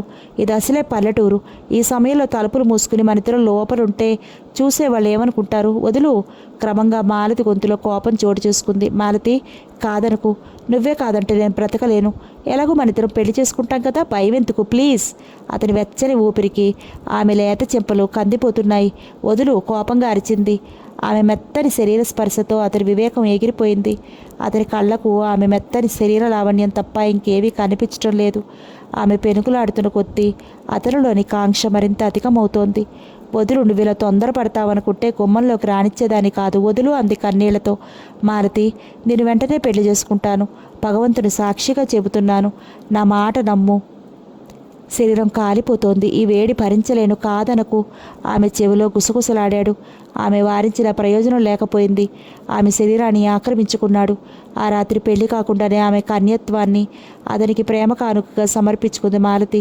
ఆ తర్వాత చౌదరి ఆ ఊళ్ళో 3 రోజులున్నాడు. ఆ 3 రోజులు రాత్రి పగలు కొత్త దంపతుల్లా గడిపారు. వెళ్ళిపోయే ముందు వాళ్ళ నాన్నగారిని తీసుకుని పెళ్లికి ముహూర్తానికి పెట్టించడానికి 4 రోజుల్లో వస్తానని చెప్పి వెళ్ళాడు. నెలయింది అతను రాలేదు. 2 నెలలైంది అతను మోసం చేశాడన్న అనుమానం మొలకెత్తింది మాలతిలో. తర్వాత చౌదరి అమ్మగారికి గుండె జబ్బు వచ్చింది. ఆమెకు ఒక్కతే కూతురు కావటంతో ఆమె జబ్బు విషయం తెలిసి చౌదరి గారు అమ్మగారు వచ్చి ఆమెను తమతో తీసుకెళ్ళింది. వారానికే ఆమె చనిపోయింది. చౌదరి గారికి నాన్నగారు వచ్చి అత్తగారి ఆస్తిపాస్తులన్నీ అయిన కాడికి అమ్ముకుని వెళ్ళిపోయారు. చౌదరి గారి నాన్నగారు వచ్చినప్పుడు మాలతి ఆయన కొడుకు చేసిన మోసాన్ని గురించి ఆయనతో చెప్తామనుకుంది. కుబురు మీసాలతో పుల్లా ఉన్న ఆయన ఎదుట నోరు తెరవటానికి ధైర్యం చాలటం లేదు మాలతికి. ఆ రోజు నుంచి ఏ రోజైనా వస్తాడేమోనని చౌదరి కోసం 1 సంవత్సరం రోజులు ఎదురు చూసింది. ఆయనకు తిరిగి రాడని నిర్ధారణ చేసుకున్న తర్వాత గుండె రాయి చేసుకుని ఆపేసిన చదువు మళ్ళీ ప్రారంభించింది. వాళ్ళ నాన్నగారు పోయారు. పెళ్లి విషయం మానేసి తమ్ముడు జయరాం మీదనే ఆశలు పెట్టుకుంది. టీచర్ ట్రైనింగ్ పూర్తి చేసింది. ఎంతో ప్రయత్నం మీద టీచర్ ఉద్యోగం సంపాదించుకుంది. తమ్ముడిని చదివించింది. అతన్ని ప్రయోజకుని చేసింది. ఆ 3 రోజులే ఆమె జీవితాన్ని అనుభవించిన రోజులు. మనసిచ్చిన చౌదరిని మరిచిపోలేక అతన్నే మనసులో భర్తగా నిలుపుకుని ఒంటరిగా జీవనయాత్ర సాగిస్తోంది. ఎన్నో ఆకలి చూపులు ధైర్యంగా ఎదుర్కొంది. ఎన్నో బాధల్ని, అవమానాల్ని భరించింది. ఒంటరిగా జీవితాన్ని గడపడానికి అలవాటు పడిపోయింది. ఎలాంటి ప్రలోభాలకు లొంగని ఆమె వ్యక్తిత్వాన్ని అందరూ గౌరవిస్తారు. ఇరువురు గతంలో నుంచి తేరుకున్నారు. చౌదరి గారు ఆమె చూపులు ఎదుర్కోలేక తల వంచుకున్నారు. ఆయన కళ్ళ నుంచి 2 కన్నీటి చుక్కలు జారిపడ్డాయి. ఎప్పటికైనా గుర్తొచ్చానా? ఆయన సిగ్గుతో తలెత్తి ఆమె కళ్ళల్లోకి చూడలేకపోయారు. ఇన్ని సంవత్సరాలైనా నిన్నెలా గుర్తుపట్టారా అని ఆశ్చర్యపోతున్నావా? ఆడవాళ్లను అయస్కాంతంలా నీ కళ్ళు ఎన్ని జన్మలెత్తినా గుర్తుపట్టగలను చౌదరి. అప్పటికి ఇప్పటికీ కాస్త లావయ్యావు. నెరిసిన జుట్టుకి రంగేసుకున్నావు. ఇప్పుడు అంతే తేడా, పెద్ద మార్పు ఏమీ లేదు. ఆమె మాటలు ఆయన గుండెల మీద సమ్మెట దెబ్బల్లా తగులుతున్నాయి. నువ్వెలాంటి వాడివైనా నా గుమ్మం ముందుకొచ్చావు, నిలబెట్టి మాట్లాడటం మర్యాద కాదు. లోపల కూర్చో అంటూ కర్టెన్ పక్కకు తొలగించి హాల్లో కూర్చుంది మాలతి. ఆమె ముందు నుంచి ఎంత త్వరగా వెళ్ళిపోదామా అని ఉంది ఆయనకి. దోషిలా ఆమె ముందు తలంచుకుని కూర్చోవాలంటే ప్రాణాలు తోడేస్తున్నట్టుగా ఉంది. అయినా తప్పదు. తన ఒక్కగానొక కూతురు నవ్య భవిష్యత్తు ఇప్పుడు మాలతి చేతుల్లో ఉంది. మాలతి ముఖాన ఉమ్మేసినా తుడుచుకుని కూర్చోవాలి, తప్పదు. తన కూతురు నిర్ణయించుకున్న భర్త, తన కాబోయే అల్లుడు జయరాం ఎత్తులు వేసి ఎదుటి మనిషిని చిత్తు చేయడంలో తనకంటే దిట్ట. తన అక్కగారిని ఎందుకు కలుసుకోమన్నాడో అర్థమైంది. మాలతి లోపలికి వెళ్ళింది. ఆయన హాల్ అంతా పరికించి చూశారు. హాల్లో ఖరీదైన సోఫా సెట్టు, టీపాయ్ మీద ఉన్న ఫ్లవర్ వాజులు, విచ్చిర గులాబీలు, గోడలకు బుద్ధుడు, నెహ్రూ, గాంధీ చిత్రాలు ఆమె అభిరుచిని చాటుతున్నాయి. మాలతికి పెళ్ళయిందా? అయితే భర్త కనిపించడే? ఆఫీస్ టైం కదా, ఏదైనా ఉద్యోగం చేస్తున్నాడేమో. మాలతిని చూస్తే పెళ్ళైనట్టుగా కనిపించడం లేదు. మాలతి తన్ను హాల్లో కూర్చోబెట్టి లోపలికి ఎత్తుకెళ్ళినట్టు. ఆమె తన తమ్ముడికి నవ్యకు పెళ్లి జరగడానికి ఒప్పుకుంటుందా? ఒప్పుకోకపోతే ఏం చేయాలి? తను చేసిన మోసానికి ఆమెను ఎలా అర్థించగలడు? మాలతి నన్ను ఇంకా ప్రేమిస్తుందా? ప్రేమ లేకపోతే గుమ్మం దాటి లోపలికి రానిచ్చేది కాదు. ఎన్నో ఆలోచనలు ఆయన్ని ఉక్కిరి పిక్కిరి చేస్తున్నాయి. కాఫీ తీసుకోండి అంది కాఫీ కప్పు అందిస్తూ. కప్పు అందుకోవడానికి వంగినప్పుడు ఆమె గుండెల మీద వేలాడుతున్న బంగాళు కొలుసుకున్న లాకెట్ స్పష్టంగా కనిపించింది. కాఫీ కప్పు అందుకుంటూ ఆమెను మరోసారి పరిశీలనగా చూశారు. పెళ్లి చేసుకోలేదనే విషయం నిర్ధారణ అయింది. ఆయన అనుమాన నివృత్తి కోసం పిల్లలు ఎంతమంది మాలతి అన్నాడు. నిప్పులు కురుస్తున్న కళ్ళతో చెరువును అతని కళ్ళలోకి చూసింది. పెళ్ళయిందా అని అడగాల్సింది. నువ్వింతవరకు పెళ్లి చేసుకోలేదా? మన భారతదేశంలో మొగుడు బ్రతికి ఉండగా ఆడది మరో మగాడిని పెళ్లి చేసుకుంటుందా? అందకుండా పొందకుండా మాట్లాడుతున్న ఆమె మాటలు అతనికి అర్థం కాలేదు. ఆమె పెళ్లి చేసుకుందేమో, భార్యాభర్తలకు పడక విడాకులు తీసుకున్నారేమో, అందుకే మంగళసూత్రాలు కూడా తీసేసిందేమో. ఆయన మనసులో ఎన్నో సందేహాలు. ఒక్క ప్రశ్న కూడా సమాధానం దొరకట్లేదు. ఏమిటి ఆలోచిస్తున్నారు? పెళ్ళెందుకు చేసుకోలేదా అనా? ఆ విషయాల తర్వాత తీరిక ఆలోచితురు కానీ కాఫీ చల్లారిపోతోంది, తాగండి. ఆమె ముందు మాట్లాడటానికి కానీ తలెత్తి ఆమె కళ్ళల్లోకి చూడటానికి కానీ అతనికి ధైర్యం చాటం లేదు. కాఫీ తాగి ఖాళీ కప్పు టీపాయ్ మీద ఉంచాడు. ఇప్పుడు చెప్పండి, ఎందుకు నన్ను వెతుక్కుంటూ వచ్చారు? మాలతి పిలిచారే తప్ప అసలు విషయం చెప్పలేకపోతున్నారు. మర్యాద అనేది ఇచ్చి పుచ్చుకునేది. ఏకవచన సంబోధన మానిస్తే బాగుంటుంది. చెల్లున కొరలాతో వెన్ను మీద చెరిచినట్టు అనిపించింది ఆయనకి.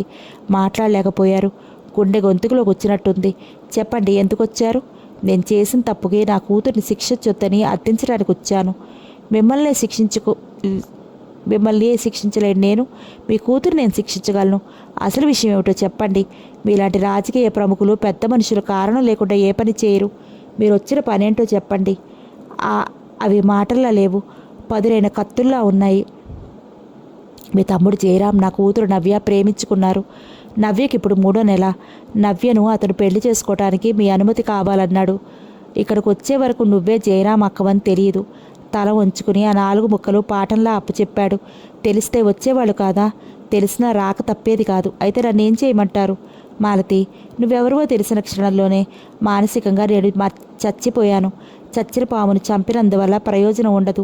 నేను మోసగాడిని, దుర్మార్గుడిని కాదరను. అందుకు నువ్వెలాంటి శిక్ష విధించినా సంతోషంగా అనుభవిస్తాను. మాలతి, నవ్య నాకొక్కగానొక కూతురు. పెళ్లి కాకుండానే గర్భవతి అయింది. ఇప్పుడు నువ్వు వాళ్ళ పెళ్లికి ఒప్పుకోకపోతే నవ్య నేను కూడా ఆత్మహత్య చేసుకుని చావాలి. మీరు చచ్చినా బ్రతికినా అది నాకు సంబంధం లేని విషయం. నాకు నా తమ్ముడు భవిష్యత్తు ముఖ్యం. వాడికి నాకు నచ్చిన సంబంధం అయితే చేస్తాను. నా తమ్ముడు నేను కీచరి గీటు దాటడు అంది గర్వంగా. మాలతి, నవ్య గర్భవతి. మీలాంటి తండ్రి కడుపును పుట్టినందుకు చెయ్యని నేరానికి శిక్ష అనుభవిస్తుంది. ఆమెను చూసి జాలిపడటం తప్ప నేను చేయగలిగిందేమీ లేదు. మాలతి, ఆడదానివయుండి నీ కూతురు లాంటి నవ్యను గురించి అలా మాట్లాడకు. చౌదరి, నవ్య నా కూతురు లాంటిదే కానీ నా కూతురు కాదుగా.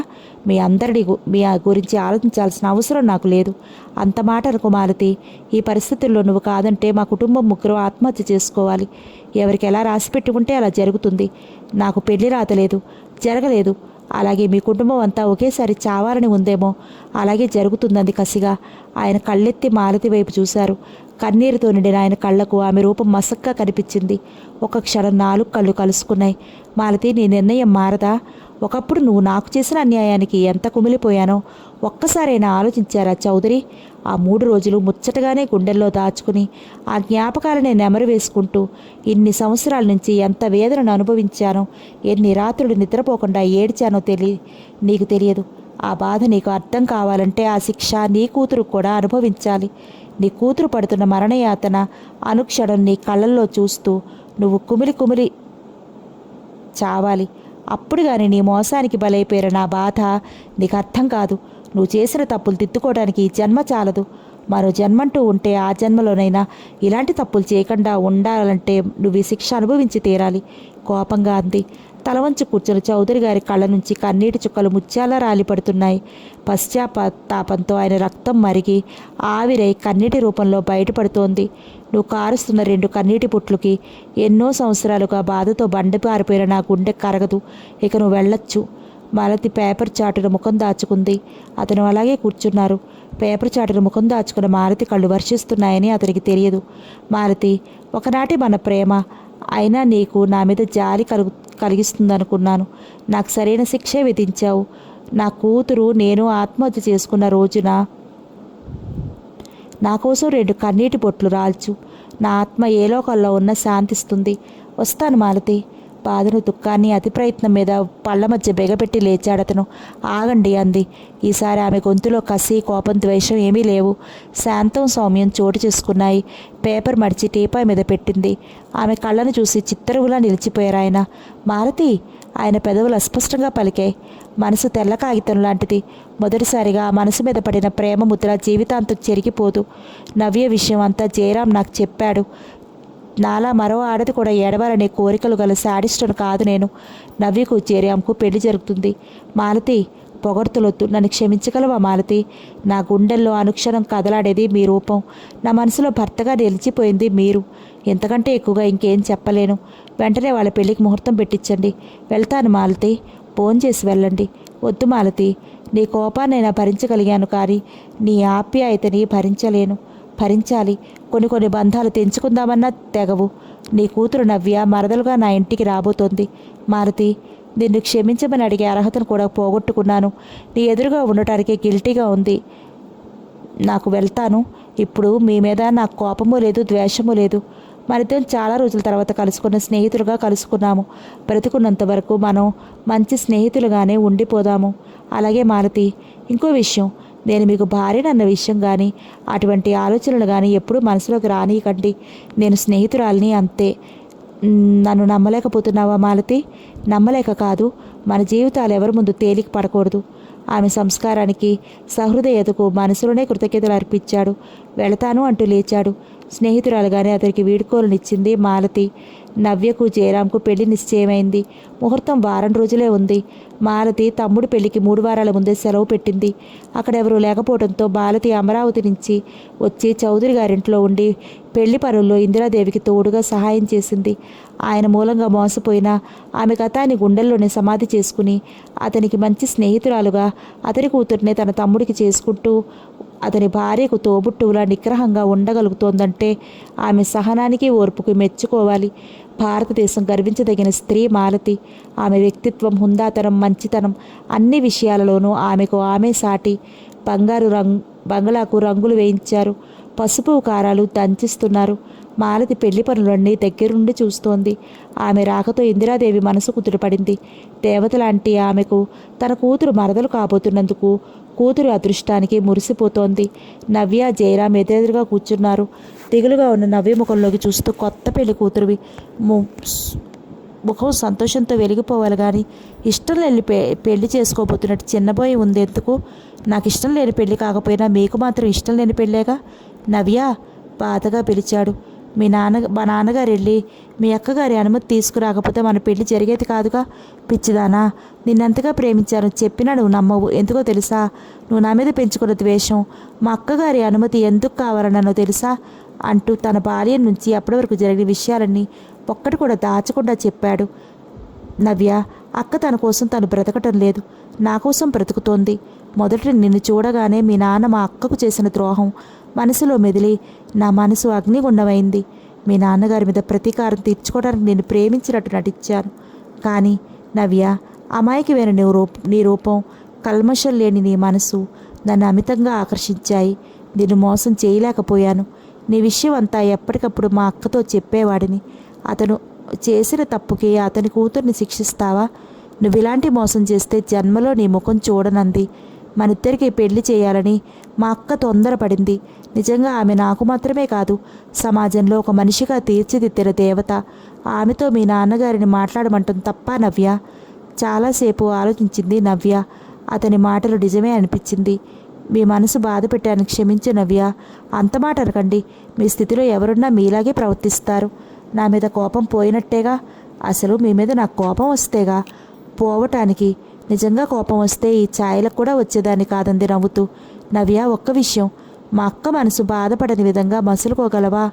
అటువంటి దేవతను పెట్టేదంత మూర్ఖురాల్ని కాను నేను. ఆ మాట చాలు నవ్య. ఇప్పుడు నా మనసు ప్రపంచ విజేతగా గర్వం పొంగిపోతోంది. నన్ను పెళ్లి చేసుకున్నందుకు బాధపడే క్షణాలు రానివ్వను.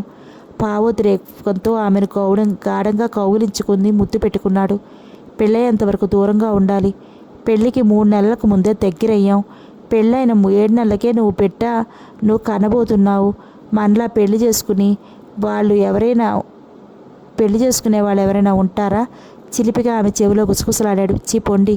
ఒక బిడ్డకు తల్లివి కాబోతున్న కొత్త పెళ్లి కూతురులా సిగ్గు పడతావేమోయ్. ఆమె నుదుటిని చుంబిస్తూ అన్నాడు. ఇక వెళ్ళిపోతాను. అప్పుడేనా? మీ అల్లరి భరించలేనంది నవ్వుతూ. నిజం, వెళ్ళలేవు. నా కోసం నన్ను చూడాలని వచ్చిన దానివి నేను ఎదురుగా ఉంటే వెళ్ళగలవా? తమాషాగా భుజాలు ఎగరేశాడు. నా బలహీనతను తెలుసుకుని నన్ను ఏడిపిస్తున్నారు. పొంగముద్దు పెట్టింది నవ్య. ఇప్పుడు మరీ ముద్దొస్తున్నావు. ఆమె పెదవులు కందిపోయేటంత గాఢంగా ముద్దు పెట్టుకున్నాడు. మీ ముద్దులతో నన్ను మత్తెక్కిస్తున్నారు. ఆ మత్తులో నేను పెళ్లికి ముందే నన్ను తండ్రి చేయబోతున్నావు. చిలిపిగా కనుబొమ్మలు ఎగరేశాడు. మీరు మరీ ఇలా పరితెగించిపోయారేమిటి? నీ మహత్యవే. ఆమెను కౌగిల్లో బంధించాడు. ఆ పచ్చిక బయలే ఆ సమయంలో వాళ్ళకి బెడ్రూమ్ లాగా మారింది. అత్యంత వైభవంగా నవ్యకు జయరాంకు పెళ్లి జరిగిపోయింది. ఆమె మొదటి రాత్రి ప్రత్యేకమైన అలంకరణతో సిక్కుల మొక్కల ఆ గదిలోకి అడుగుపెట్టింది నవ్య. ఆమె రాక కోసం క్షణముక యుగంలా ఎదురు చూస్తున్న జయరాం ఆమె గదిలోకి అడుగు పెట్టగానే తలుపులు మూసేసి గడియ పెట్టి ఆమెను కౌగిల్లో బంధించి ఆమెను ఊపిరి ఆడనంతగా ముద్దులతో నవ్యను ఉక్కిరిబిక్కిరి చేశాడు. వదలండి, గోముగా అంది. 4 గంటల నుంచి ఒంటరిగా ఈ గదిలో నీ కోసం ఎదురు చూస్తూ కూర్చున్నాను. ఈ రాత్రి అంతా నిన్ను వదలను. అమ్మో, భయాన్ని నటిస్తూ అంది. ఈ క్షణాల కోసం 40 రోజుల నుంచి ఎదురు చూశాను. ఎందుకో ఇది మన మొదటి రాత్రి కాదుగా అంది చిలిపిగా నవ్వుతూ. అది ఆరుబయట ప్రకృతి ఒడిలో మనం జరుపుకున్న మొదటి రాత్రి. ఇది పెద్దలందరూ నిర్ణయించి గదిలో బంధించి జరుపుతున్న మొదటి రాత్రి. 2 రాత్రులకు ఎంత తేడా ఉంది? సిగ్గు బరువుతో అతని గుండెల్లో ముఖం దాచుకుంది. ఈ రాత్రంతా నిద్రపోకూడదు. ఆమె ముఖం మీద వంగి చెవిలో చెప్పాడు. నిద్రపోకుండా రాత్రంతా ఏం చేయాలంది నవ్వుతూ. నువ్వేం చేయక్కర్లేదు, నాకు సహకరిస్తే చాలు. అతని మాటల్లోని చిలిపితనానికి ఆమె చిక్కెడలో గులాబీలు విరగపూశాయి. కండ్రెప్పలు బరువుగా సోలిపోతుంటే కండ్రెప్పలొత్తి అతను చూడలేకపోయింది. ఆ మొదటి కలయికలో ఏదో భయం తొట్టుపాటు. ఈ కలయికలో అలాంటి భావాలేం లేవు. నిశ్చింత. అతను తనవాడు అన్న భావం. ఇష్టంగా, ప్రియంగా, అతనికి కావలసిన విధంగా, కోరుకున్న విధంగా అతనికి కావలసింది అందించింది. ఆ కలయికలో అలసిపోయిన నవ్య అతని చేతుల మీద తలపెట్టుకుని హాయిగా నిద్రపోయింది. జయరాం ఆమెకు నిద్రాభంగం అవుతుందని చేయి కదల్చకుండా పడుకున్నాడు. హైదరాబాదులో మరో మంచి ఉద్యోగం రావడంతో చేస్తున్న ఉద్యోగానికి రిజైన్ చేసి హైదరాబాద్ వెళ్ళాడు జయరాం. అతనికి మామగారింట్లోనే కాదు, మామగారి ఊళ్ళో కూడా ఉండటం ఇష్టం లేదు. అందుకే హైదరాబాద్లో ఉద్యోగం రాగానే ఎవరంత చెప్పకుండా వినకుండా వెళ్ళిపోయాడు. అక్కడ ఇల్లు చూసుకుని నవ్యతో కాపురం పెట్టాడు. మాలతిని కూడా ఉద్యోగం మానేసి తనతో ఉండమని నవ్య, జయరాం కూడా బలవంతం పెట్టినా పిల్లలతో నాకు కాలక్షేపం అవుతుంది, ఎలాగో రిటైర్ అయిన తర్వాత మీతోనేగా ఉండేది అని మాలతి రిజైన్ చేయడానికి ఒప్పుకోలేదు. నవ్య హైదరాబాద్ వెళ్ళేసరికి ఇల్లంతా శూన్యంగా ఉంది ఇందిరాదేవికి. నవ్య పుట్టిన తర్వాత ఎప్పుడు వారం రోజులు కూడా నవ్యను వదిలి ఉండలేదు. ఈ వాతావరణానికి దూరంగా నవ్య తను కోరుకున్న మనిషితో సుఖంగా ఉంది. అంతే చాలని మనసులో సమాధానపరుచుకుంది. ఎలక్షన్లు వారం రోజులున్నాయి. చౌదరి గారి ఇంట్లో కనిపించడం లేదు. అంతకుముందైతే నవ్య కోసమైనా రాత్రులు ఇంట్లో కనిపించేవారు. ఇప్పుడు అది కూడా లేదు. ఒంటరిగా ఉండే ఇందిరాదేవి పూల మొక్కలతో సాన్నిహిత్యాన్ని ఏర్పరచుకుంది. పూల చెట్లకు పాదులు తవ్వుతూ పురుగు పట్టిన ఆకులను తుంచుతోనూ రోజంతా ఆ మొక్కల మధ్యనే ఉంటోంది. సాయంత్రం 4 గంటల నుంచి ఆ మొక్కల మధ్యనే కూర్చుంది ఆమె. ఆ ఉదయమే వాళ్ళ అమ్మగారు వచ్చి, "నువ్వైనా ప్రతాప్కు నచ్చ చెప్పమ్మా, వాడు ఈ ఆస్తిని మమ్మల్ని వదిలేసి ఋషికేశ్ వెళ్ళిపోవాలంటున్నాడు. ఒక్కగానొక కొడుకు, పెళ్ళి పిల్లలు లేకుండా సన్యాసిగా జీవితం గడుపుతానంటున్నాడమ్మా. వాడితోనే మా వంశం అంతరించిపోతుంది. నువ్వైనా వాడికి నచ్చ చెప్పి వాడి నిర్ణయం మార్చుకునేలా చెయ్యమ్మా" అని కన్నీళ్లతో ప్రాధేయపడి వెళ్ళింది. అప్పటి నుంచి ఇందిరాదేవికి మనసులో చేపెట్టి కెలికినట్టుగా ఉంది. ప్రతాప్ను రమ్మని పని మనిషిని పంపింది. అతని కోసం ఎదురుచూస్తూ కూర్చుంది. పని మనిషి వచ్చి, "చిన్నబాబు గారు 1 గంటలో వస్తానన్నారని చెప్పింది. 3 గంటలైంది. ప్రతాప్ రాలేదు. అతని కోసం ఎదురు చూస్తున్న ఇందిరాదేవి అక్కడ నుంచి కదలలేదు. రాత్రి 8 గంటలకు వచ్చాడు. అప్పటి వరకు అక్కడే కూర్చుని ఉంది. "ఎందుకక్క రమ్మని కబురు పెట్టావు?" "ప్రతాప్, నీ ప్రయాణం సంగతి అమ్మ చెప్పింది. నీకోసం వాడెంత బాధపడుతున్నారో ఆలోచించరా" అంది బాధగా. ప్రతాప్ మౌనంగా తల వంచి కూర్చున్నాడు. "మాట్లాడవే. ఈ పరిసరాల మధ్య నేను ఉండలేను. మిమ్మల్ని అందరినీ బాధ పెడుతున్నాను. నువ్వైనా నన్ను అర్థం చేసుకో అక్క. తోటవైపు వెళితే మల్లిక నా కోసం ఎదురు చూస్తున్నట్టు, నన్ను చూడగానే నాకు ఎదురుగా పరిగెడుతున్నట్టే అనిపిస్తుంది. అటువైపు వెళ్లకుండా ఒంటరిగా గదిలో పడుకుంటే మనసు ఆమెను మర్చిపోదు. ఈ వాతావరణంలో నేను ఉండలేను." ఇందిరాదేవికి ఈ మాత్రం ఏమనగలదు? "నాలోని ఊపిరి మల్లిక. ఊపిరి వేరైతే శరీరం శవంగా మారుతుంది. నేను జీవోత్సవాన్ని.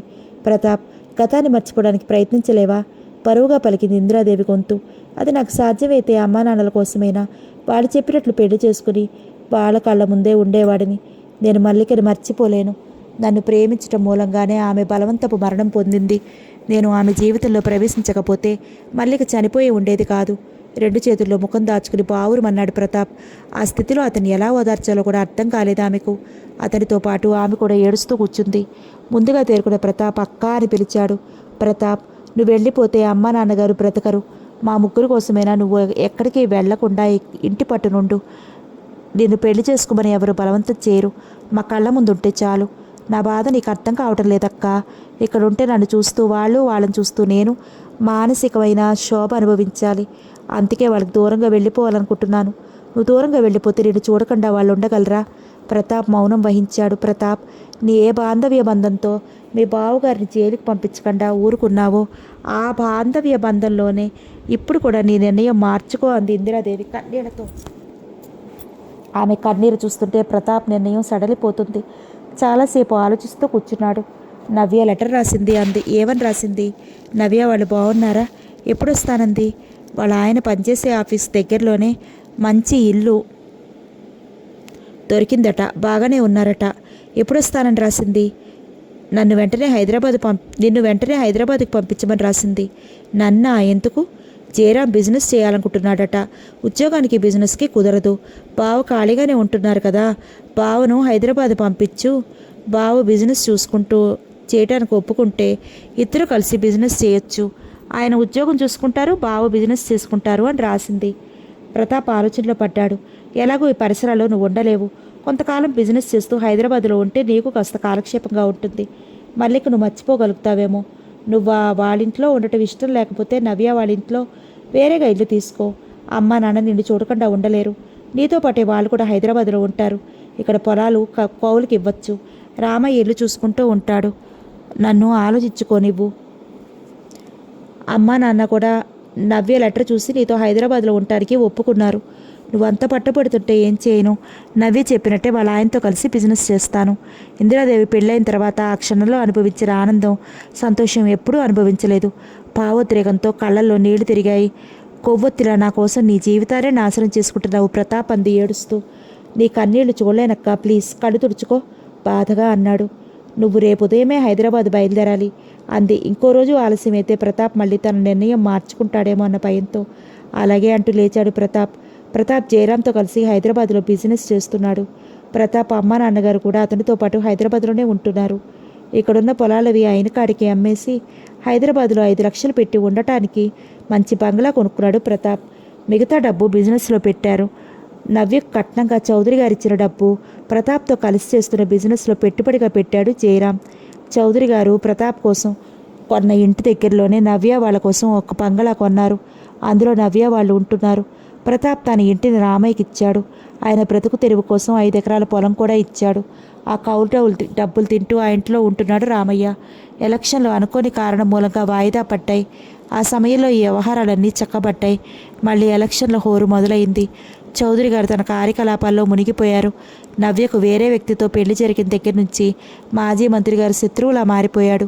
ఎలాగైనా చౌదరిని ఓడించి భూషణం గారిని ఎమ్మెల్యేగా చేయాలని భగీరథ ప్రయత్నం చేస్తున్నాడు. సొంత డబ్బును కూడా మంచినీళ్ళ ఖర్చు చేస్తున్నారు. ఇందిరాదేవికి కూడా ఆ ఊరు నుంచి హైదరాబాద్ వెళ్ళిపోవాలనుంది. ఉన్నవాళ్ళంతా అక్కడే ఉన్నారు. ఎలక్షన్ హడావుడి మూలంగా ఆ విషయం భర్తతో మాట్లాడటానికి వీలు చిక్కటం లేదు. ఎలక్షన్ ఇంకా 2 రోజులే ఉంది. ఉదయం నుంచి తమ పార్టీ కార్యకర్తలతో చర్చలు జరుపుతున్నారు చౌదరి గారు. ప్రచారంలు ఆగిపోయాయి. సాయంత్రం అందరికీ భోజనాలు చౌదరి గారింట్లోనే ఏర్పాటు చేశారు. దాదాపు 200 మంది ఉన్నారు. అందరికీ లాన్లో భోజనాలు ఏర్పాటు చేశారు. హాల్ చాలదని పూల చెట్ల మధ్య ట్యూబ్ లైట్స్ అమర్చారు.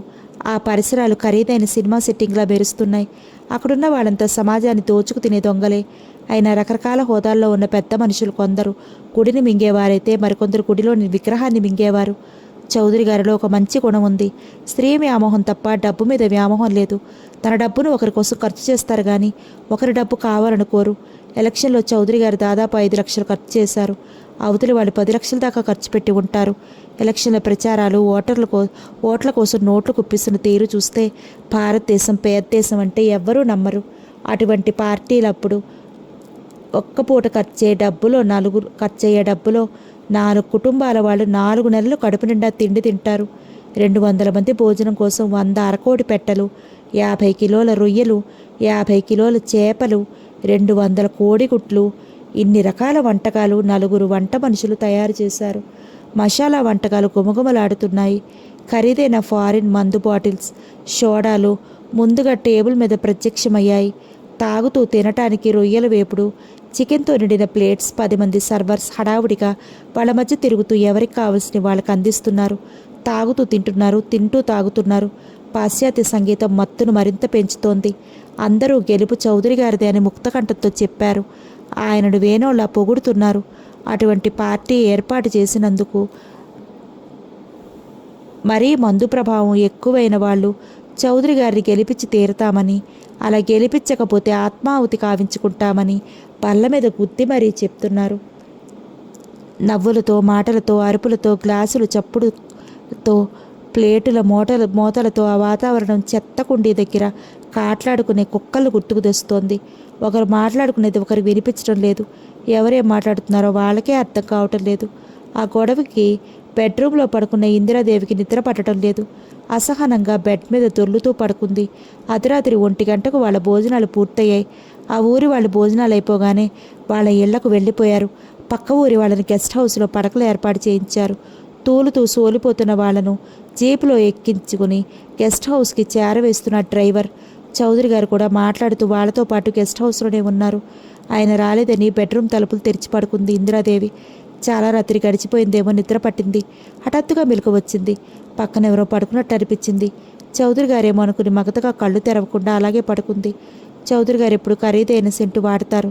ఆయన గదిలోకి వస్తుంటేనే ఆయన కంటే ముందుగా గదిలోకి సెంటు వాసన వస్తుంది. ఇందిరాదేవి ముక్కుపుటాలు వాసన పసిగట్టాయి. చెమట కంపు కొడుతోంది. ఆ వాసనకు కడుపులో తెములుతుంటే బతకగా కళ్ళు తెరిచింది. అంతే, ఒక్క నిమిషం ఆమె మస్తిష్కం మొద్దుబారిపోయింది. షాక్ తిన్నట్టయింది. ఆ షాక్ నుంచి తేరుకోవటానికి 1 నిమిషం పట్టింది. ఆమె కళ్ళు భయంతో వెడల్పోయాయి. ఆమె పక్కన పడుకున్నది చౌదరి కాదు. వాళ్ళ దగ్గర పనిచేస్తూ వాళ్ళ దగ్గర పడుండే నౌకరు కోటిగాడు. అతని ధైర్యానికి విస్తుపోయింది. అతను అలాంటి సాహసానికి పూనుకుంటాడని ఎప్పుడూ ఊహించలేదు. అతని నుంచి తప్పించుకుని లావపోయింది. బలమైన అతని చేతులు ఆమెను కొండ చెరువులా చుట్టేశాయి. మేగడ పాలతో, వెన్నతోనూ అతి నాజూకుగా పెరిగింది ఆమె శరీరం. కాయ కష్టంతో కండలు పెంచుకున్న శరీరం అతనిది. ఎలుక కొండను ఢీకొన్నట్టుగా ఉంది. ఆమె అతన్ని ప్రతిగా తెచ్చటం. భయంతో చిగురుటాకులో వణికిపోతోంది ఆమె శరీరం. పగతో, ద్వేషంతో, కసితో విజృంభిస్తున్నాడు అతను. భర్త చేసిన పాపాలకి తలను శిక్షించవద్దని, తన శీలాన్ని పాడు చేయవద్దని మనసులోనే కోటి దేవతలకు మొక్కుకుంటోంది ఇందిరాదేవి. ఆమె లేత శరీరం అతని మొరటు చేష్టల మధ్య మైనపు బుద్ధల నలిగిపోతోంది. ఆమె పెదాలు చిట్లి రక్తం చిమ్ముతున్నాయి. చెమట కంపు ఆమె కడుపులో తెములుతోంది. ఆడదాని ప్రేమకు, మగవాడి ప్రేమకు తేడా ఉన్నట్టే ఆడదాని బలానికి మగాడికి ఎంతో వ్యత్యాసం ఉంది. అతనిలోని దానవత్వం మరింత విజృంభించింది. ఆమె ఎదురుగా తలెత్తుకు తిరగటానికి కూడా భయపడే అతను ఆమె పొందు ఆశించాడంటే అందుకు కారణం అతని గుండెల్లో పొంగిన కసి, ద్వేషం. అతనికి రత్తాలంటే చాలా ప్రేమ. చౌదరి మూలంగా శీలం పోగొట్టుకుందన్న విషయం తెలిసిన క్షణమే అతను మానవత్వం ఉన్న మనిషిగా మారాడు. అయినా ఆ విషయం ప్రతి నిమిషం అతని మనసులో కదలాడుతూ అతని చిత్రవద చేస్తూనే ఉంది. గోరు చుట్టూ రోకటి పోట్ల. అంతకుముందు తల్లి కాలేని రత్తాలు. ఆ సంఘటన జరిగిన తర్వాత గర్భవతి కావడం, పుట్టబోయే బిడ్డకు తను తండ్రి కాదేమో అన్న అనుమానం. మగవాడికి అన్ని శిక్షలకు మించిన శిక్ష భార్య శీలం మీద నమ్మకం లేకపోవటమే. రత్తాలకు తెలుసు మొగుడు మనసులో అనుమానం. అతని అనుమానాన్ని నివృత్తి చేయలేకపోవటానికి కారణం తన బిడ్డకు తండ్రి చౌదరి గారని ఆమెకు తెలుసు. ఆడదాన్ని సముద్రంతో పోలుస్తారు. సముద్రం లోతెంతో, సముద్రం అడుగున ఏ జలసంపదే తాగుందో, జలచరాలే తాగున్నాయో తెలుసుకోవటం కష్టం. అలాగే ఆడదాని మనసు లోతులో, ఆ మనసులో దాగి ఉన్న రహస్యాలు తెలుసుకోవటం చాలా కష్టం. రత్తాలు ఆ ప్రస్తావన తీసుకొచ్చి మొగుడిని బాధ పెట్టడం ఇష్టం లేక ఎప్పుడూ అతని ముందు ఆ ప్రస్తావన తీసుకొచ్చేది కాదు. తల్లి కావాలని ఎన్ని రోజుల నుంచి తప్పించిపోతున్న రత్తాలు పుట్టబోయే బిడ్డ కోసం నిమిషాలు లెక్క పెట్టుకుంటూ గడుపుతోంది. కోటిగాడు రత్తాలకు గర్భం పోవాలని వాళ్ళ ఊరి పోలేరమ్మను మొక్కుకున్నాడు. అయినా అతని మొక్కుబడి నెరవేరలేదు. అతను మొక్కుతూనే ఉన్నాడు. రత్తాలు ఆశగా ఎదురు చూస్తూనే ఉంది. ఎవరి కోసం ఆగని కాలచక్రం తప్పకుండా తిరుగుతూనే ఉంది. రత్తాలకు నెలలు నిండాయి. పూర్ణ గర్భంతో ఉన్న భార్యను చూస్తూ రత్తాలు క్షేమంగా పురుడు పోసుకుంటే చాలనుకున్నాడు. అతను కోరుకున్నది పుట్టిన బిడ్డ చనిపోవాలని. కానీ అతని ప్రాణంలో ప్రాణమైన రత్తాలే చనిపోయింది. రత్తాలు శీలం పోయిందని తెలిసిన రోజులు కూడా అతను అంతగా రోధించలేదు. చౌదరి మూలంగా రత్తాలు గర్భవతి అయింది.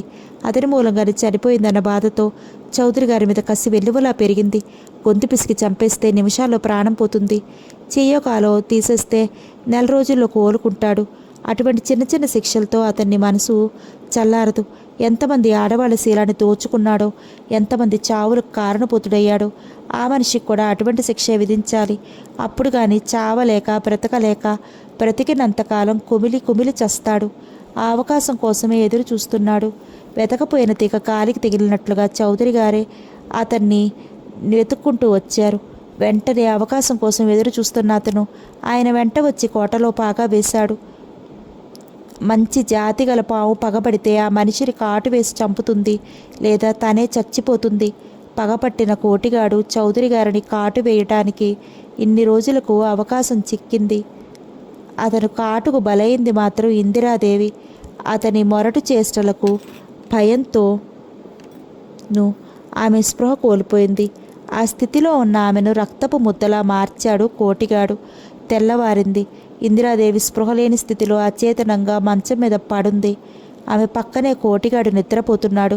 ఆ సమయంలోనే రాత్రంతా నిద్రలేక ఎరుపెక్కిన కళ్ళతో నిద్రపోవాలని గెస్ట్ హౌస్ నుంచి ఇంటికి వచ్చిన చౌదరి గారు సరాసరి బెడ్రూమ్లోకి వచ్చారు. ఆ దృశ్యం చూడగానే అతని నరాల్లోని రక్తం పొంగింది. ఆ టెన్షన్కు నరాలు చిట్లిపోతాయేమో అనిపించింది. ఇందు గావు కేక పెట్టారు.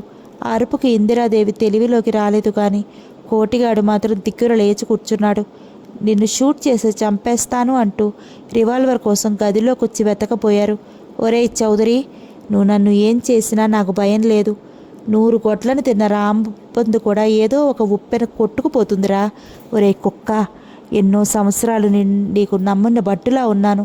పాపం పుణ్యమని ఆలోచించకుండా నువ్వెలాంటి నికృష్ట పనులు చెప్పినా చేశాను. నీ ఆనందం కోసం ఎంతోమంది ఆడవాళ్లను బలవంతంగా బంగళాకు చేర్చి వాళ్ళ బ్రతుకుల్ని నాశనం చేశాను. నీకు సీసాలు మోసాను. నీ ఎంగిలి విసికి అమృతం అనుకుని తాగాను. నువ్వు నా పాలటి దేవుడు అనుకున్నాను. నీ పెంపుడు కుక్కలా బ్రతికాను. కానీ నువ్వేం చేశావురా నాకు? నా పెళ్ళాన్ని పాడు చేశావు.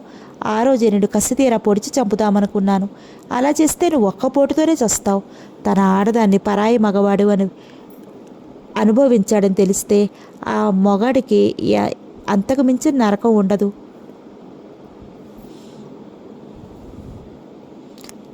అది అనుభవం మీద నేను తెలుసుకున్న బాధను నువ్వు అనుభవించాలి.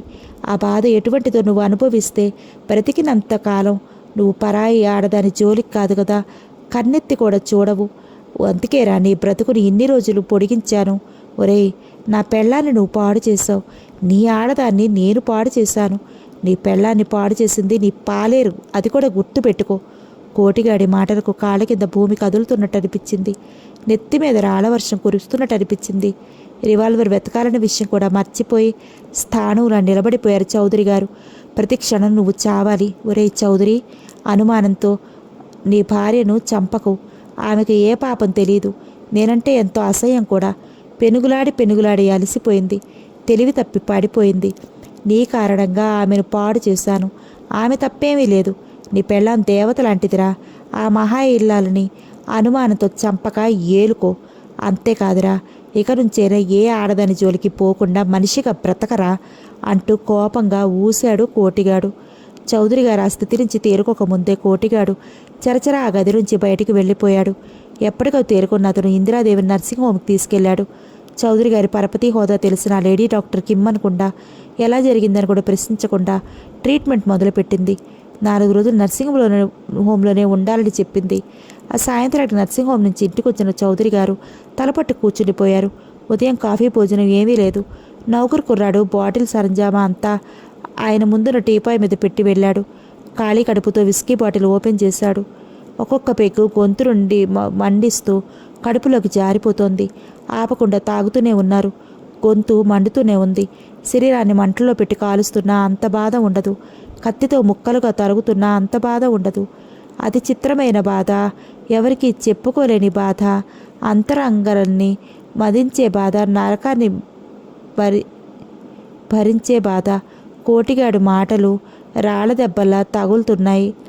భార్య శీలవతి కాదని ఎవరో అనుకున్న మాటలు విని సాక్షాత్తు దేవుడైన శ్రీరామచంద్రుడు భార్యను కారడువులు పాలు చేశాడు. ఇక మామూలు మనుషులు ఎంత? భార్య ముఖం ఎలా చూడాలి? ఆమె తప్పు లేదని ఆయనకు తెలుసు. అయినా ఆమె చెడిపోయింది. ఆ దృశ్యాన్ని తను కళ్ళారా చూశాడు. గతం అంతా పీడకల అని నమ్మటం ఎలా?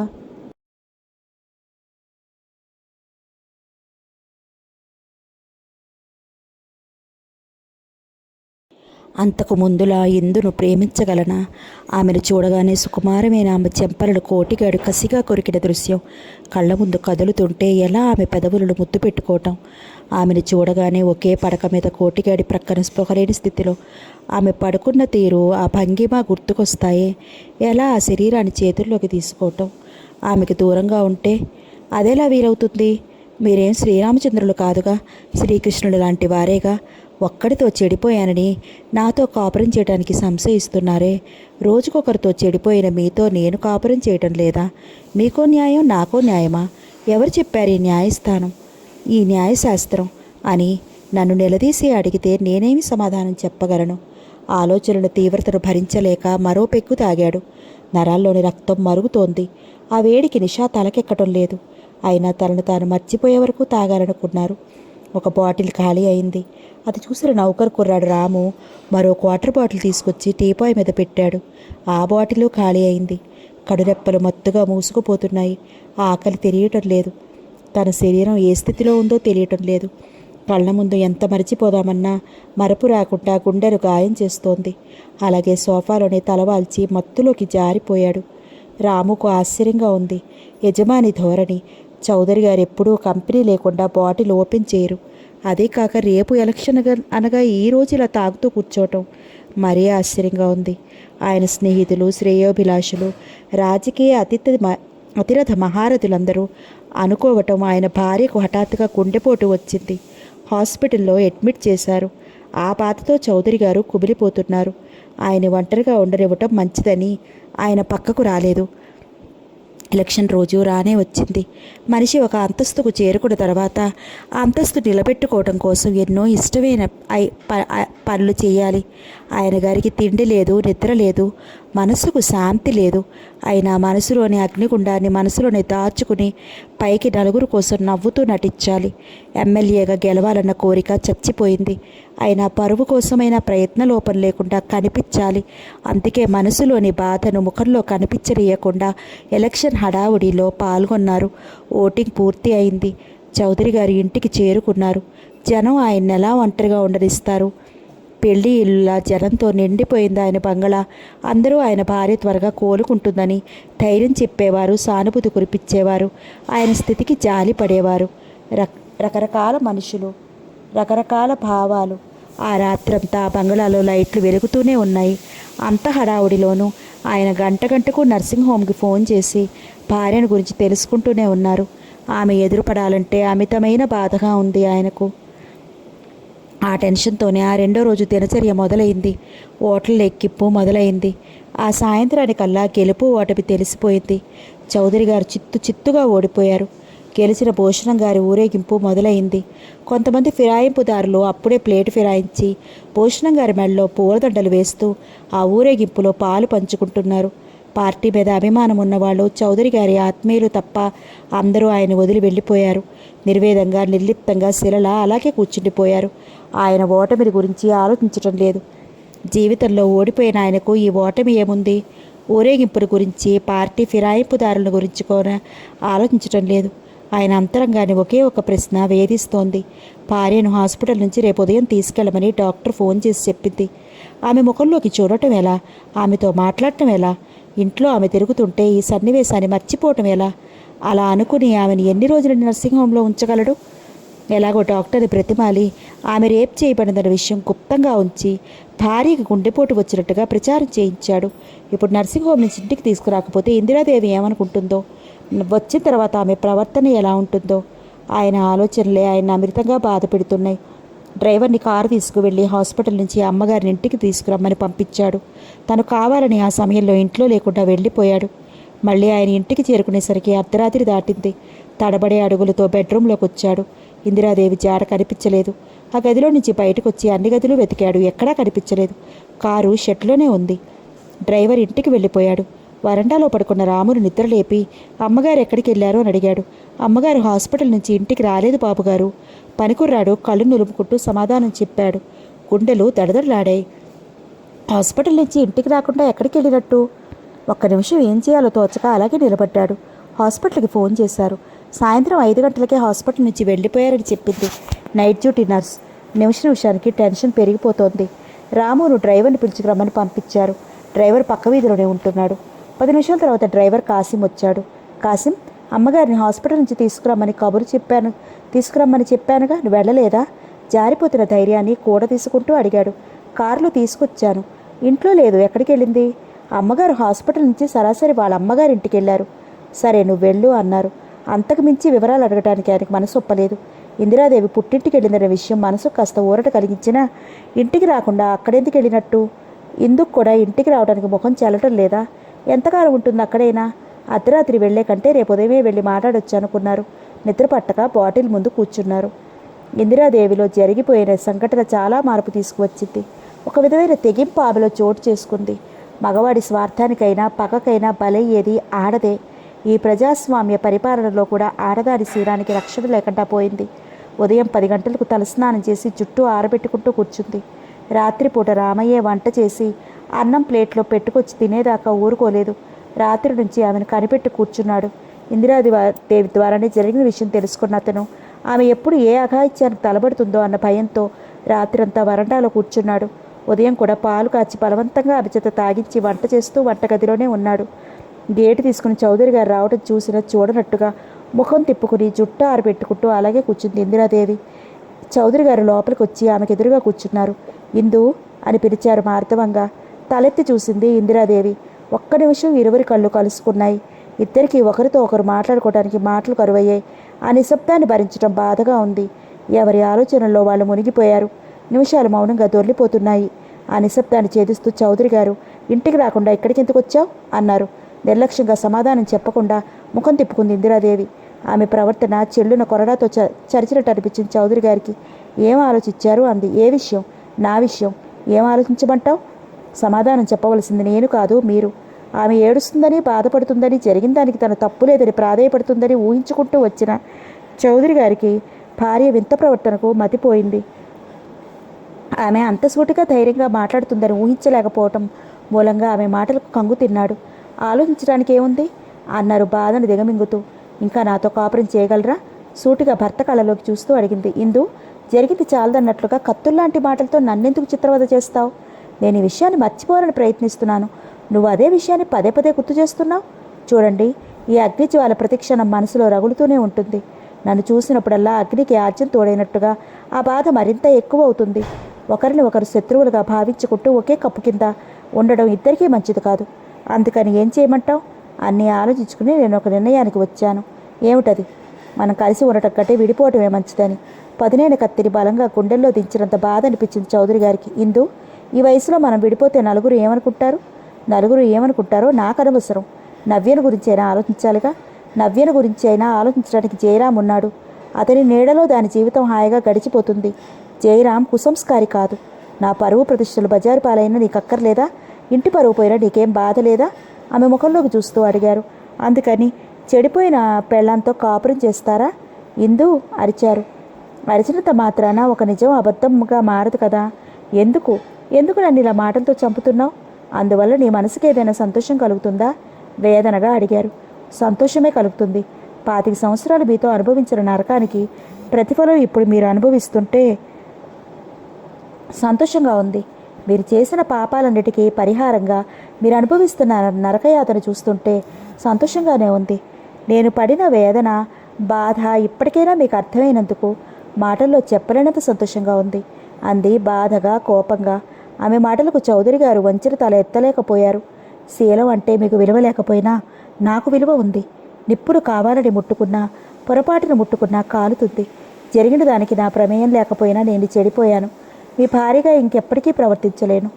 నా భార్యగా ప్రవర్తించకపోయినా లోకానికి భార్యాభర్తల్లా నటిస్తూ బ్రతుకుతాం. నటిస్తూ ఎందుకు బ్రతకాలి? అన్నీ నువ్వే మాట్లాడితే నేనేం సమాధానం చెప్పగలను? జరిగింది మర్చిపోవటం ఎప్పటికీ సాధ్యం కాదని నాకు తెలుసు. ఇందిరాదేవి పదే పదే ఆ మాటలు అంటుంటే కత్తుల మధ్య శరీరం కోసుకుపోతున్నట్టుంది చౌదరి గారికి. ఇంటికి వెళ్దాం రా ఇందు. రాలేను. ఇక్కడ మాత్రం ఎవరున్నారు? ఒంటరిగా ఎలా ఉంటావు? రామయ్య ఉన్నాడు. రామయ్య నీకేమవుతాడు? ఒక నౌకరుతో కలిసి ఉంటావా? ఆ నౌకరు కూతురిని అనుభవించి ఆమె చావుకు కారణమైన మీరు, తన కూతురు చావుకు కారణం తెలిసినా నిండు మనసుతో మిమ్మల్ని క్షమించి ఇంకా మన పట్ల ప్రేమ చూపుతున్న రామయ్యను గురించి మాట్లాడే అర్హత కూడా మీకు లేదు. ఆయన మాట్లాడుతున్న భార్యతో ఏ విధంగా మాట్లాడాలో తోచడం లేదు చౌదరి గారికి. జరుగుతున్న సంఘటనలతో పిచ్చెక్కిపోతున్నట్టుగా ఉంది ఆయనకి. బయలుదేరు. రేపు సాయంత్రం వరకు నన్ను విసిగించద్దు. వెళ్ళిపోండి. నేను రాను. ఒంటరిగా ఎందుకు?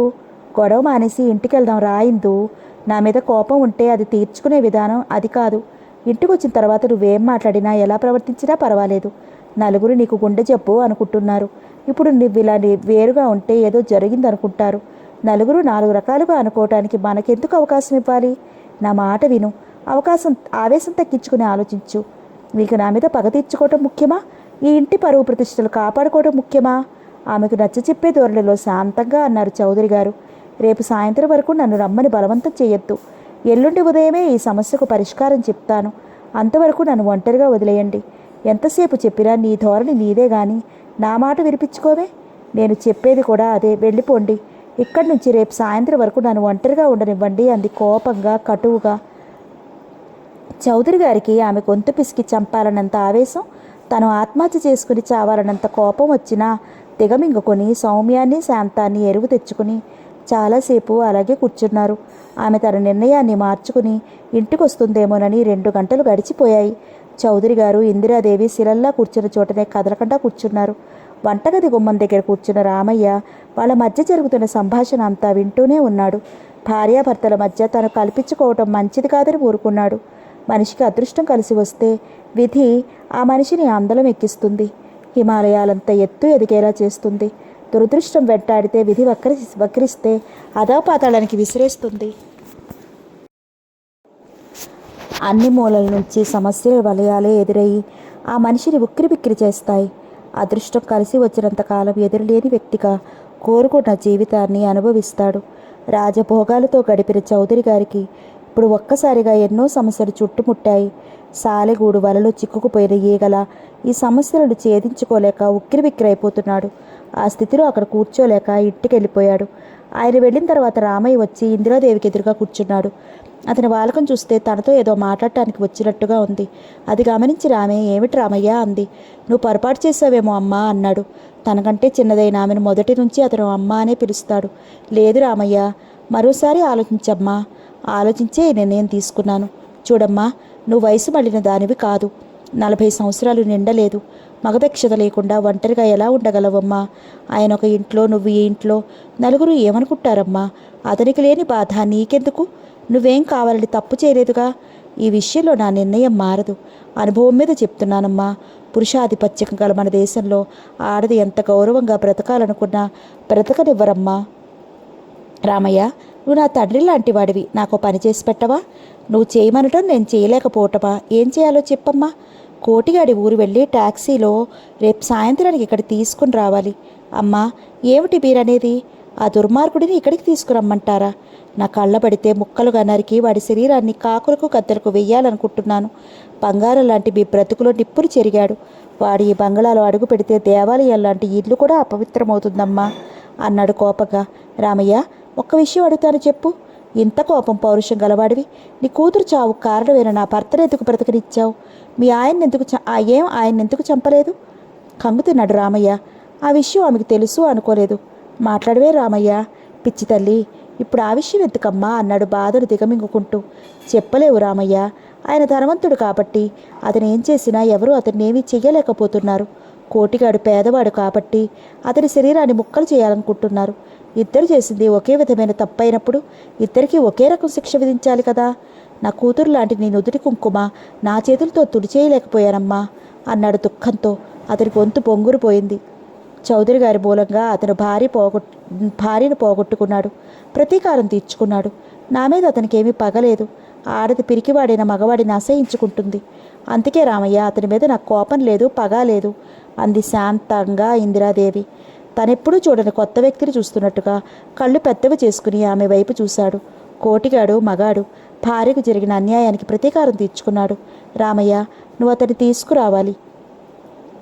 రామయ్యకు నోట మాట రావడం లేదు. ఆ పని నువ్వు చేయలేకపోతే, చేయటం ఇష్టం లేకపోతే చేయొద్దు. అది కాదమ్మా, ఇంత జరిగిన తర్వాత అతన్ని ఇక్కడికి తీసుకురావటం మంచిది కాదేమో. అవన్నీ నేను చూసుకుంటాను.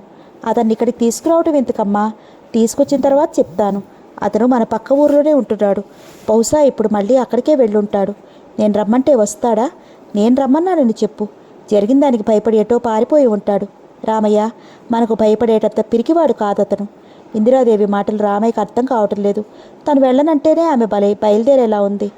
ఆమె వాలకం చూస్తుంటే అతని కోసం వెళ్ళకపోతే ఆమె ఏమంటుందో, వెళితే చౌదరి గారు ఏమంటారో. ముందు నువ్వు ఈ వెనుకకు ఇలా ఉంది రామయ్య పని. ఇందిరాదేవి సామాన్యంగా ఒక నిర్ణయానికి రాదు.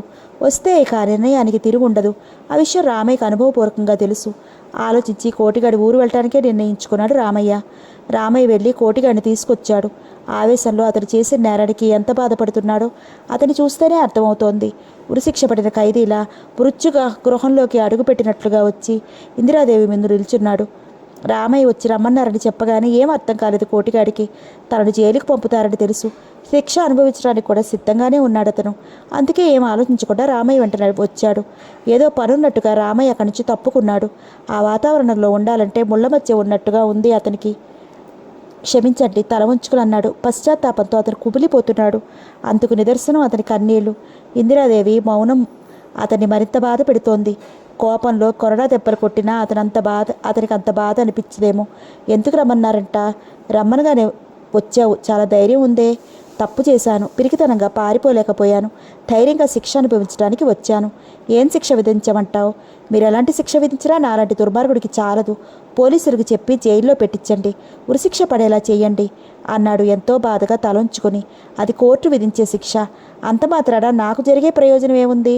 నలుగురు మనుషుల చేత నన్ను చావు బాధించండి. పగతో ద్వేషతో మీ పట్ల రాక్షసుల్లా ప్రవర్తించాను. నా రక్తాలకు అన్యాయం జరిగిందని పగ తెచ్చుకోవాలనుకున్నాను, కానీ నా రక్తాలు పడిన బాధను మరో ఆడదానికి గురి చేస్తున్నానని ఆలోచించలేకపోయాను. తప్పు చేసినా, శరీరాన్ని ముక్కలుగా చేసినా, నిలువున పాతేసినా మీ ఇష్టం. నన్ను నువ్వు పాడు చేశావు. శీలం లేని నేను నా భర్తతో కాపురం చెయ్యలేను. జరిగిన దానికి ఆత్మహత్య చేసుకుందాం అనుకున్నాను, కానీ నేను చెయ్యని నేరానికి శిక్ష ఎందుకు అనుభవించాలనుకున్నాను. అందుకే ఆ ప్రయత్నాన్ని విరమించుకున్నాను. నవ్య వాళ్లకు ముఖం చూపించలేను. ఈ ఊళ్ళో భర్తకి దూరంగా ఉంటూ నలుగురు ముందు దోషిలా తలంచుకోలేను. ఈ సమస్యకు పరిష్కారం ఒక్కటే, నన్ను నీతో తీసుకెళ్ళు. కళ్ళు తేలవేశాడు కోటిగాడు. అంతకంటే నీకు ఉరిశిక్ష పడుతుందని చెప్పినా బాగుంటుంది అనుకున్నాడు. గుండె గొంతుకులో అడ్డుపడ్డట్టుగా ఉక్కిరిబిక్కిరయ్యాడు. మాటలతో చంపకుండా నన్ను ఒక్కసారిగా చంపండి. 2 చేతులతో ముఖం దాచుకుని పావురమన్నాడు. లేదు, నిజమే చెప్తున్నాను. నువ్వు అలా చేయకపోతే భర్తతో కలిసి ఉండలేక, దూరంగా ఉండి నలుగురు అనే మాటలు పడలేక ఆత్మహత్య చేసుకుని చచ్చిపోవలసి వస్తుంది. ఆలోచించుకుని చెప్పు. నేను బ్రతకాలనుకుంటున్నావా, చచ్చిపోవాలనుకుంటున్నావా? ఆమె మాటలకు వెక్కి వెక్కి అడవటం తప్ప సమాధానం చెప్పలేకపోయాడు. చెప్పు, నీ మీద నాకు ఎలాంటి కోపం లేదు. మీరు నిండుగా 100 ఏళ్ళు బ్రతకాలి. అలా అయితే నన్ను నీతో తీసుకువెళ్ళు. మీరొక్క మాటిస్తే తీసుకెళ్తాను. ఏమని? లంకలో ఉన్న సీతలా మిమ్మల్ని నా ఇంట్లో ఉంచుకుని దేవతలా పూజించుకుంటాను. చదువు సంస్కారం లేని మొరటి మనిషి అనుకునే కోటిగాడు హిమాలయాలంతా ఎత్తుకు ఎదిగాడు. ఆ క్షణంలో ఇందిరాదేవి మనసులో చదువుకున్న తన భర్తల్లాంటి మనుషుల్లో లేని సంస్కారం, మానవత్వం అతనిలో కనిపించే ఆమెకి. చెప్పండి, మిమ్మల్ని నా కంటి పాపలా చూసుకుంటాను. నేను చేసిన తప్పుకి జీవితం అంతా మీ ఊడిగం చేసుకుంటూ నా పాపానికి ప్రాయశ్చిత్తం చేసుకుంటాను. అతని హృదయ సంస్కారాన్ని మనసులో మెచ్చుకోవటం తప్ప మాటలతో సమాధానం చెప్పలేకపోయింది. అందుకు మీకు అంగీకారమైతే ఈ క్షణమే మిమ్మల్ని మా ఇంటికి తీసుకువెళ్తాను. మీలాంటి దేవత నాలాంటి మనుషుల మధ్య ఉంటే మా పాపాలు పోతాయి. జీవితాంతో నన్ను పోషించాలి. కష్టపడి చెమటోడ్చి సంపాదించి మిమ్మల్ని పోషించుకుంటాను. ట్యాక్సీ తీసుకురా, వెళదాం అంది. కోటిగాడు ట్యాక్సీ కోసం వెళ్ళాడు. ఆ సమయంలో ఇందిరాదేవి జరిగిందంతా రామయ్యతో చెప్పి రామయ్యను కూడా తమతో కలిసి ఉండటానికి ఒప్పించింది. ట్యాక్సీలో ఇందిరాదేవిని పంపించి నిదానంగా ఇంటికి తాళం పెట్టి కౌలు డబ్బు తీసుకుని తాను వస్తానని చెప్పాడు రామయ్య. తనకు మాత్రం ఎవరున్నారు? వాళ్లతో ఉంటే ఏ లోటు లేకుండా గడిచిపోతుంది. అదీ కాక మొదటి నుంచి ఇందిరాదేవిని కన్న కూతురిలా అభిమానించేవాడు రామయ్య. అందుకే వాళ్లతో కలిసి ఉండటానికి అంగీకరించాడు.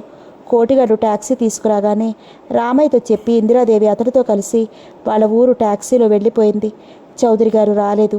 రామయ్య అవసరమని చెప్పగానే పొలం కౌలుకు తీసుకున్న రైతు 4 ఎకరాల కౌలు 6,000 రామయ్య చేతిలో పెట్టాడు. ఆ డబ్బు తీసుకుని ఇంటికి తాళం పెట్టి కోటిగాడి వాళ్ళ ఊళ్ళు బయలుదేరిపోయే సమయంలో చౌదరి గారు వచ్చారు. తాళం పెట్టావేంటి? ఇందు ఎక్కడికి వెళ్ళింది? వరండాలో కూర్చుంటూ అన్నారు చౌదరి గారు. 1 నిమిషం చెప్పటమా మానటమా అని సందేహించిన రామయ్య చివరికి ఒక నిర్ణయానికి వచ్చినట్టుగా ప్రశాంతంగా ఉండగలను అనుకున్న చోటికి వెళ్ళిపోయారు. ఎక్కడికి వెళ్ళింది? ఆతృతగా అడిగాడు. ఇందిరమ్మ, కోటిగాడు కలిసి వెళ్ళారు. రామయ్య! కోపంతో పళ్ళు కొరికారు చౌదరి గారు. ఇందిరమ్మ ఇక్కడి నుంచి అతనితోనే ఉంటుందంట. నేను కూడా వాళ్ళతో ఉండటానికే వెళుతున్నాను. చౌదరి గారి పట్ల తనకున్న కోపాన్ని, కసిరి, ద్వేషాన్ని మాటలతోనే చూపుతూ అన్నాడు రామయ్య. ఆపుకోలేని ఆవేశంతో ఒక్క ఉదుటిన కుర్చీలో నుంచి లేచి రామయ్యను కొట్టడానికి చెయ్యెత్తారు చౌదరి గారు. ఆగు! పెబ్బుల్లా గర్జించాడు రామయ్య. ఆ గర్జనకు అడుగు వెనక్కి వేశారు చౌదరి గారు. చూడు చౌదరి, మనిషికి ఎన్నో విధాలా ఉపయోగపడతాయి నదీ జలాలు. భూమిని సస్యశ్యామలం చేస్తాయి. ఉప్పెన వస్తే ఆ నదీ జలాలే హద్దులు దాటి పొంగి పొరలి ఊళ్ళకు ఊళ్ళనే నాశనం చేస్తాయి. ఆ ఉప్పెనకు పాడి పెంట తుడుచుకుపోతాయి. మనిషిలోని మనసు కూడా అంతే.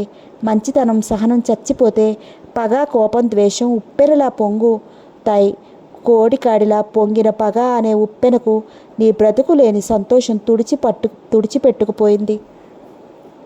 సహనం చచ్చిపోయి ఇందిరమ్మ మనసులో పొంగిన కోపం అనే ఉప్పెనకు నీ కాపురం కూలిపోయింది. ఇక నుంచైనా మనిషిగా జీవితాన్ని గడుపు. ఎన్నో గొడ్లను తిన్న రాబందు గాలివానకు కొట్టుకుపోయినట్లుగా ఇంతకాలానికి నీ పాపం పండి ఇలా జరిగింది అంటూ వేగంగా బయటికి వెళ్ళిపోయాడు రామయ్య. రామయ్య మాటలు మనసులో మారుమోగుతుంటే తల పట్టుకుని కూలబడిపోయారు చౌదరి గారు.